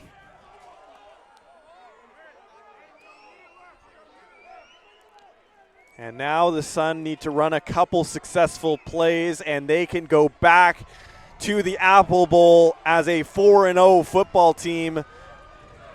But there's still some football to be played. 1:02 on the clock. The Rebels do have a timeout.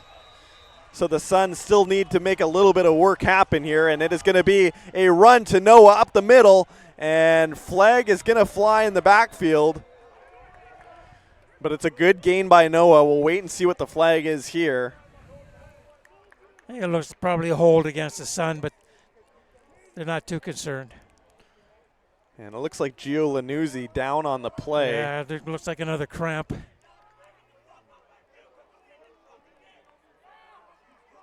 And Gio Lanuzzi on one leg hopping off the field here while the refs discuss the penalties, knowing that time is of the essence here. He runs faster than I do on two legs. Holy cow.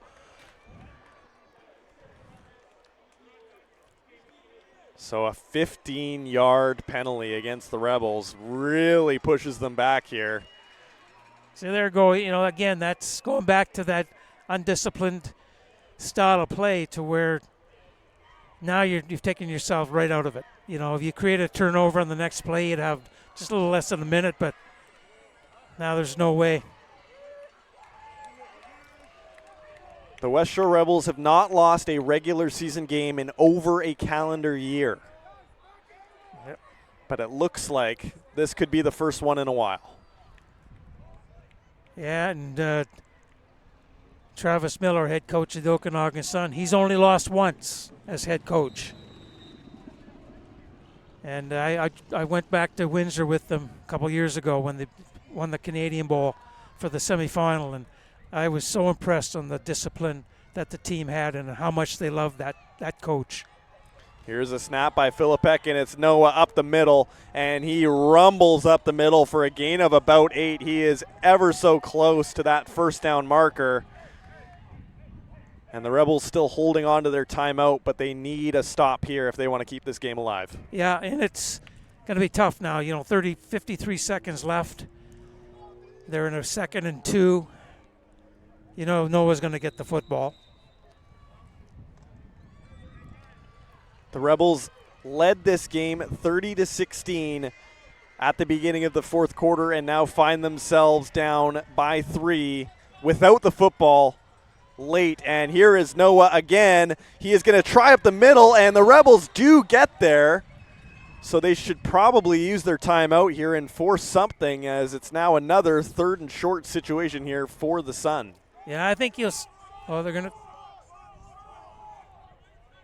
And it looks like they might go for it here. Yeah, I think they will, mainly based on the fact that if you try a field goal, there's a chance it could get blocked. So I think they would they'll use the clock, probably just run Noah up the middle, and then turn it over on downs to the Rebels. And the Rebels will have maybe 30 seconds left to drive 80 yards. So the Rebels use their final timeout to stop the clock at 34.1 seconds. And now the Sun are discussing what to do here. But it looks like they are going to go for it here on 3rd down. And if they turn it over, the Rebels will have about 30 seconds to go the length of the football field and look for a little bit of last-second magic here at Starlight Stadium here on Alumni Night. Yeah, and it would be fitting for the Rebels to do that and score a touchdown. But I think what they're thinking right now is we get 30 seconds left. We're going to pick up what we can for a field goal, try to at least tie the game. But tough task ahead.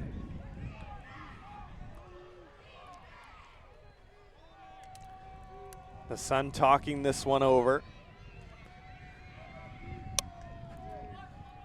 Elion Noah not on the field here for 3rd down. Tristan Peddle is the running back here on 3rd down. We've got about 3 yards to go here. Game on the line for the Rebels. And it looked like Cody McMahon might have jumped the line, but nobody saw it. And now Philippek barking orders, trying to snap the ball, maybe trying to get the Rebels to jump, but I think the Rebels are now on to what they were trying to do as they just take the delay of game penalty here. Well, I think what I might do if I was the Sun now, it's a 10-yard penalty in the last 3 minutes on a delay of game. I think I might punt. Just punt the single, and then you're forcing the Rebels to score a touchdown. But again, you need a good snap, and that's something that the Sun haven't had today on punts, is good snaps consistently. Yeah, this looks like what they're going to do. Grady Hay coming out. And so a long kick here. You need good coverage, because if Boubard gets the ball out of the end zone, they'll get it at the 20, but there'll be less time, obviously, on the clock. So Grady Hay going to kick this one away. John Boubard in the end zone for the Rebels. It's a bad snap, a flag right off the get-go, and this one is going to go not quite through. Boubard going to try and run this one back, and he is going to be tackled at the 1-yard line. Flags flying everywhere. 22 seconds left. 22.7 on the clock to be exact, and we'll work out these penalties and see where the Rebels are going to start their final drive of this game to see if they can find some fourth quarter magic. Well, I think the one in the end zone is an illegal block by the Rebels, and the one on the line of scrimmage could be legal procedure unless they jumped offside. In either event, I think you'll see the penalties be declined and the ball be, obviously in the Rebels' hands. But tough road to hoe now with 22.7 seconds remaining. And hard to see on our replay where the flag exactly got thrown. There was some pushing behind the play. But now the head official looking to talk to one of the Rebels' coaches here. Well, they may have 2 penalties against the Sun, maybe. Well, since he's talking to the Rebels coach. We're just closing in on the 3-hour mark of this football game, and the third quarter went by so fast you just had to guess that this fourth quarter would drag a little bit in the final moments. Paul Short, how good are you at reading lips? Only if somebody says you want a beer. That's the only thing I can. Well played. Well played. Yeah, so we're talking to the Rebels. So obviously both penalties were against the Sun. So that'll probably move the ball maybe because he got out of the end zone. So that would generally put the ball starting on the 20. So from there it would move up.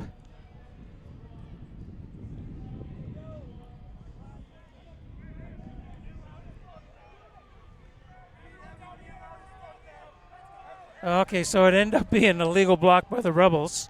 So it pushes them back 10 yards. So now they're starting from their own 10-yard line with the 22.7. So here we go. Is there any fourth quarter magic for the West Shore Rebels? Down 3, deep in their own territory, no timeouts left, and 22 seconds on the clock.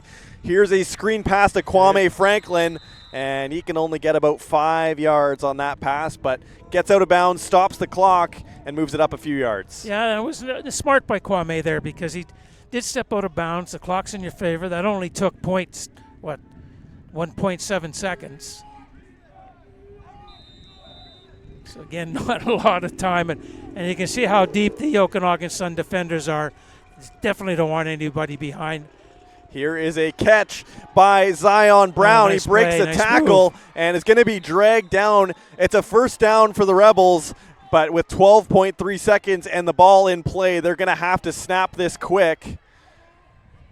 And the Sun O-line, it looked like a Sun D lineman has having some trouble finding his spot, but he's going to line up quick, and now the clock runs 10 seconds, and Picard snaps the ball, and it's going to be a deep throw down the sideline for Kwame Franklin, intercepted, and that is the dagger in the heart of the West Shore Rebels, as that all but seals it, as that is his third interception on the day for Ahmed Borhout, probably the BCFC Defensive Player of the Week.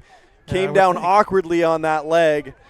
But have a day, Ahmed, his third INT of the day, and that is going to seal it. Yeah, disappointing loss for the Rebels here. But, you know, they're a young team. They are rebuilding. You know, they lost a lot of good football players off of last year's team. So it's a learning curve. They had the lead. In my opinion, I thought and I said that they were in control of this football game. So that's something you're going to build on and learn from. And now you got to turn your sights to the Valley Huskers. They're up in Prince George tonight, and that should be a good football game. But tough to play in Chilliwack. Huskers play very tough over there. So one of those things they got to be working on all the time.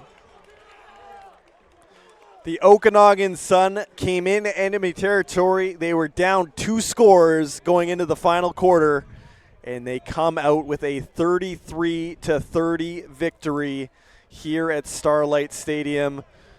For the Rebels, it's their first regular season loss in over a year. Yeah, stopped at 13 games, and it's one of those things that, like I said, you learn from, you build upon. And you see some love on the field there. Everybody gets off the field pretty quick. Cause, you know, some guys have tempers, and you don't want something exploding. Coaches obviously shake hands, respect it there, but you don't want the players getting too involved. So the Okanagan Sun will have a happy bus ride back into the interior. They improved to 4-0, and for the Rebels, it's time for some reflection as they fall to 2-1 on this young season.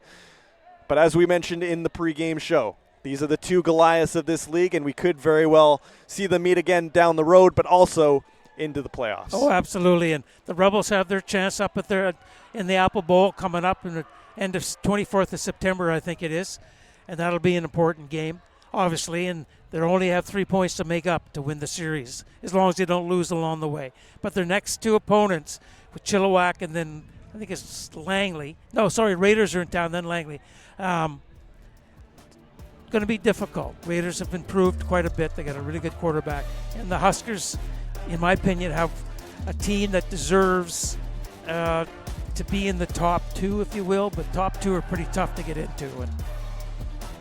So that is where we will leave you. It was a battle of the two titans in the BCFC, and the Okanagan Sun come out on top by a score of 33-30. We'd like to thank our entire Roll Focus team for the great coverage that also paces the BCFC. For Paul Short, BC Football Hall of Famer, I am Tyler Bennett. Thank you for joining us. We'll see you next time. Until then, good night.